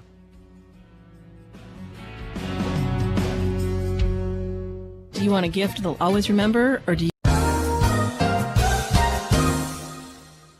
Farm Bureau Insurance stands ready to provide financial relief to our communities in this time of crisis. This includes a one-time credit to all personal auto policyholders, a donation of $500,000 to the Mississippi Food Network, and additional payment options for those hit the hardest, all while continuing to service customer claims as well. But this is the time to go above and beyond. These are a few ways we're keeping the Farm Bureau promise. To learn more, talk to your agent or visit us online. Go with the home team. After these messages, we'll be right back. We are about to have a fire and cook some sausage. A country pleasing sausage is outstanding whether you cook it over a fire or in the house. Cook some of this right here. It's green onion flavor. You see that? But this right here is my favorite, the maple flavor. And this is great for breakfast. It's awesome cooking it in the house because it makes the whole house smell good. Oh yeah. Let's eat country pleasing sausage, the best, hands down. If you go to countrypleasing.com, you can actually order this and deliver it to your house. Country pleasing sausage, hands down, the best. Trust me. Hey, let me tell you a little bit about C Spire. If you head with me over to cspire.com, over to their website, this is something you can do. And I noticed this today before I went and logged in. I was going to pay my bill, and it says at the top, deals you can believe in. You click that shop deals, and it takes you over here to a couple of things that you need to know about here for the holiday season. First of all, they're doing a trade-in right now. So like I can take my old iPhone 8 Plus and trade this in for an iPhone 12. The other thing is, I wanted to show you this. First of all, I love the ad with the bull and the Santa hat, but the no bull deal, you probably heard about that on our show. No gotchas and hidden in the fine print in the bill. No most expensive plan requirements. No waiting 3 months to get your promo credit. No having to, bring a phone number with you, all that kind of stuff. I can tell you from experience, I go here, my bill's the same every month. There's not a lot of hidden stuff. My cost doesn't go up. Once I'm in. I know what it costs every month. You get all of that stuff. And I just wanted to make you aware. Just go to cspire.com. You can see all of it. Merry Christmas. Every farmer understands their farm can't thrive without some good partners like sun, soil, and rain. And farmers in North Mississippi also rely on another important partner, Mississippi Land Bank. Because land and farm financing are Mississippi Land Bank's primary focus. We've grown alongside these farmers' crops for more than 100 years. We understand what a farmer needs, and we know the lay of the land in North Mississippi, and that's where I stand. You hear me say Davini Equipment in Madison and in Jackson a lot on the radio show. Highway 51 in Madison, Spring Ridge Road in Jackson. And yeah, it's tractors, okay? Kubota tractors. They have New Holland tractors, big equipment, skid steers, ATVs, all that. But you need to know this time of year, if you're a deer hunter, if you know a deer hunter in the area, anywhere around Madison and Jackson, Davini has everything, okay? I'm not talking about just, feeders and all the stuff that goes with that, but tree stands, climbing stands, chairs, camo this, camo that, boots, accessories, everything for the hunter. Davini Equipment, Highway 51 Madison, Spring Ridge Road in Jackson. After these messages, we'll be right back. I've been accused of wearing a lot of hats in my career. The Matt Wyatt Show on 105.9 The Zone and online at thezone1059.com. So much to be thankful for. JB, let's do a game here. I'm going to name 3 things I'm thankful for right now off the top of my head, and I want you to do the same thing, okay? All right. All right, number 1, I'm thankful for coffee, hot coffee. This happens to be from High Point Roasters. There's a sponsor plug. That's not the purpose. But High Point, I'm thankful for hot coffee. I'm thankful for a house and a studio with some heat coming through the vent. And I am thankful for that piece of Dove dark chocolate that I just consumed during the commercial break. What are you thankful for? Well, I got to say wife and kids, number 1. Mm-hmm. Well, this is not like an all-time list, but I mean, go ahead. Oh, just wife and kids are always going to be at the top of the list. Yeah. Number 2 is by this time next year I'll have 3 grandkids instead of 1. All right. And that's something I still have yet to come to grips with, because it's just, it's brought things out of me that I didn't know I had in. Mm-hmm. And the third thing I'm thankful for today is Bluebell homemade vanilla ice cream and Coca-Cola. Come on with it. Another Coke float. That's what I'm talking about. The man likes a Coke float. I haven't missed one since I got my taste back. Every day. I see it. I see what's going on. This man sat around for 2 weeks and couldn't taste a doggone thing. And the whole time thinking to himself, when I get my taste buds back, I'm never going to let an opportunity pass me by. You're about to gain 40 pounds over the next year. I might. Yeah. But that'll be okay if you do. I need to do some aerobic eating. What is that? You eat some ice cream while you're doing 1-arm push-ups like Rocky? Is that aerobic eating? Actually, just a little 10-pound curl in one hand and the Coke float in the other. Attaboy. And you switch them. 10 or 12. Never mind. Don't answer that. Okay. All right. Thibodeau said, I haven't watched the college football playoff in probably 3 years. But if you had 5 Power 5 champions and 3 at-large from the group of 5, I'd turn in. Let me back up.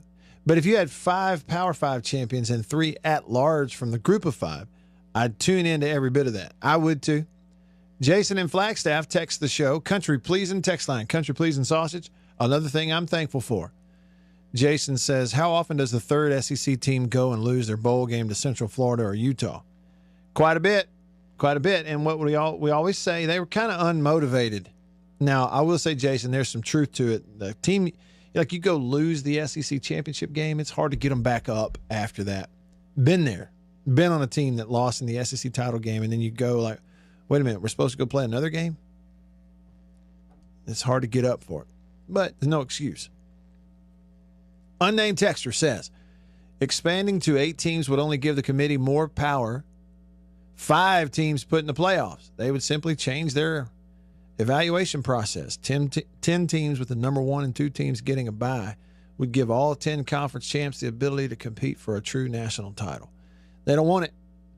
Power 5 does not want group of 5 conferences with an automatic bid, because it would spread those recruits around, and we don't want that. Why would they? If the Power 5's looking out for themselves, why would they do that? I'm just stating the obvious. Now, I'm not saying right or wrong. I'm stating the obvious. What does Josh say here about Ohio State? He says they've already set that precedent that division and conference doesn't matter. Bama got in without doing either. Ohio State got in without doing either of those as well.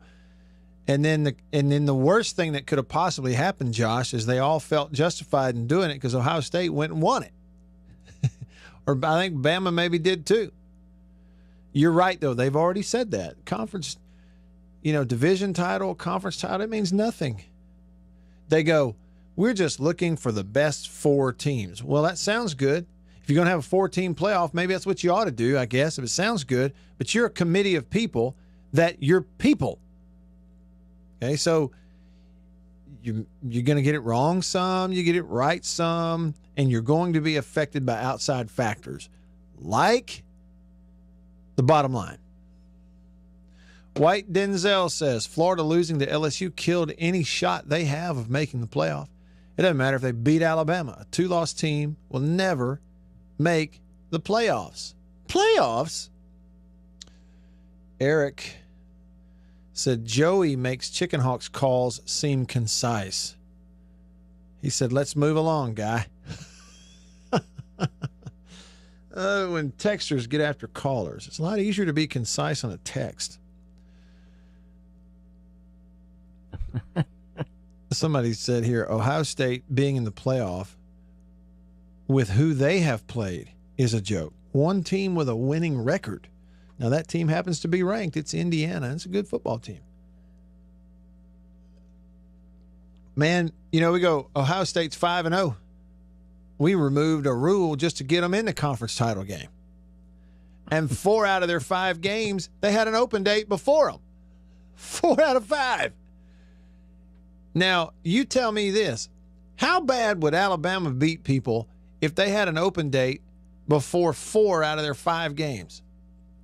Tell you this, they beat them a whole lot worse than Ohio State did. But, hey, put them in there.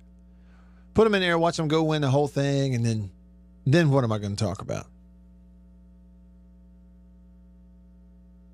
I don't know. Somebody said that Larry Live said, JB, that the best possible game day setup would be Matt, JB, Reese Davis, and Matt Stinchcomb. I'll take that. I'd take it. We'd be a crew, wouldn't we? We would have fun. There would be no doubt about that. Hey, tell me this. With all of the video streaming capabilities out there in internet land and everywhere else now, and everybody cutting the cable and watching YouTube on their TVs at home, how come we don't do a game day show on Saturdays? Like, we could build a stage by hand, and I got the cameras. We'll just go somewhere and set up and do our own game day deal. Yeah. I got a buddy that's got some land right there outside of Tupelo off the Trace. That he's got a really nice setup under a canopy of trees with a nice pond. We could go fishing? Oh, yeah.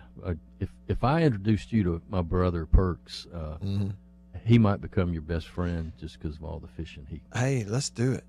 Hey, and then we could also hire some people to come out there and just stand around with signs. Yeah, we could get Jake is now converted to the Big Ten. He's got on Minnesota Gopher wear today, and so we could get Jake up there, and he could stand up with Jake. Big Ten signs versus the SEC. Man, he'll wear anything somebody sends him. That's what Jake does. Y'all want to get from Fleck. If you want to get on Jake's Facebook page, just send him a shirt. Send him a shirt with ketchup on it. Yeah, it'll be guaranteed to be worn. They were talking. Who was it? It was Joey that talked about how Jake is level-headed, and that's his hair. Well, he is both literally and level. Figuratively. He is level-headed. But what's cool about Jake is you cannot rattle him. Mm-mm. No, that's that engineer in him. The texting, the calling, listeners, us picking on him, nothing rattles him. He is as steady. Yeah. He's as steady as they come. His mind is like a steel trap. So, like a big guy, with his muscles showing and tattoos could walk up to Jake and say, "Hey, I'm fixing to kick your butt." And Jake would go, "Well, but you're currently standing about 8.5 feet away, so I promise you this, you're going to have to get a lot closer than you are right now." Yeah. He would say, air and opportunity, buddy. He's just, you can't rattle him. The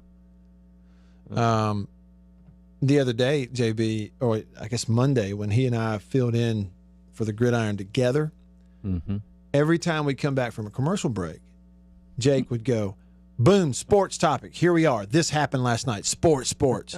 And I told Beaver, I said, is this what it is like to have a real host that does sports all the time? Is this what it's like?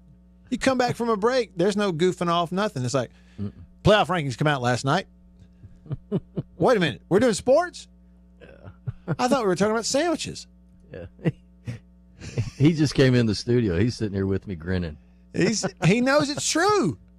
He's a pro. Jake is such a pro that he will get up and walk away from the microphone on air to go make a sale. Yeah. That's how much of a pro that he is. Let me go fast here on the text line. Jason says, yep, if Memphis had a chance at the playoff state, Ole Miss, Arkansas would all be screwed in recruiting. Good point. Excellent point. Think about it. Think for yourself, folks. Rhett says, if I get to go fishing, I'll come out and build your set. You can go fishing, build the set, stay along, hold up a funny sign in front of the camera, Rhett. That's how this works. Anthony from Tupelo says, I always thought that 8 would be a great number of teams make an extraordinary amount of money. The Power 5 champion, the highest ranked group of 5 school, the next highest ranked finals, college football rankings. 8 is a good number. I agree with that. I like that number. 8 is enough. There's a blast from the past. Green Okra. I hadn't heard from Green Okra in a while. He says, say Thomas Dobbs to Jake and watch him freak out. Thomas Dobbs. He's like, oh no, it's the Tasmanian devil. JM says, I agree with you 95% of the time, but comparing the NFL to college isn't fair. He says, I tell you this, if you take the top 32 college teams over the last 25 years, divide them up like the NFL in comparable schedule, then I bet college would compare then.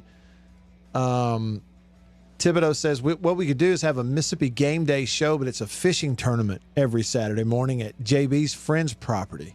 You could do that. This idea is getting better and better and better. Well, go see your local periodontist right there in Tupelo. Okay. Dr. Robertson. You just gave me all the clues I need. There you go. Dr. Robertson. And he will take care of you. Matt Wyatt on line 1. All right, JB, appreciate you. Hey, love you, pal. Have a good evening. Have a good one. The Drive with Jake and Beeve up next. See y'all tomorrow. See ya.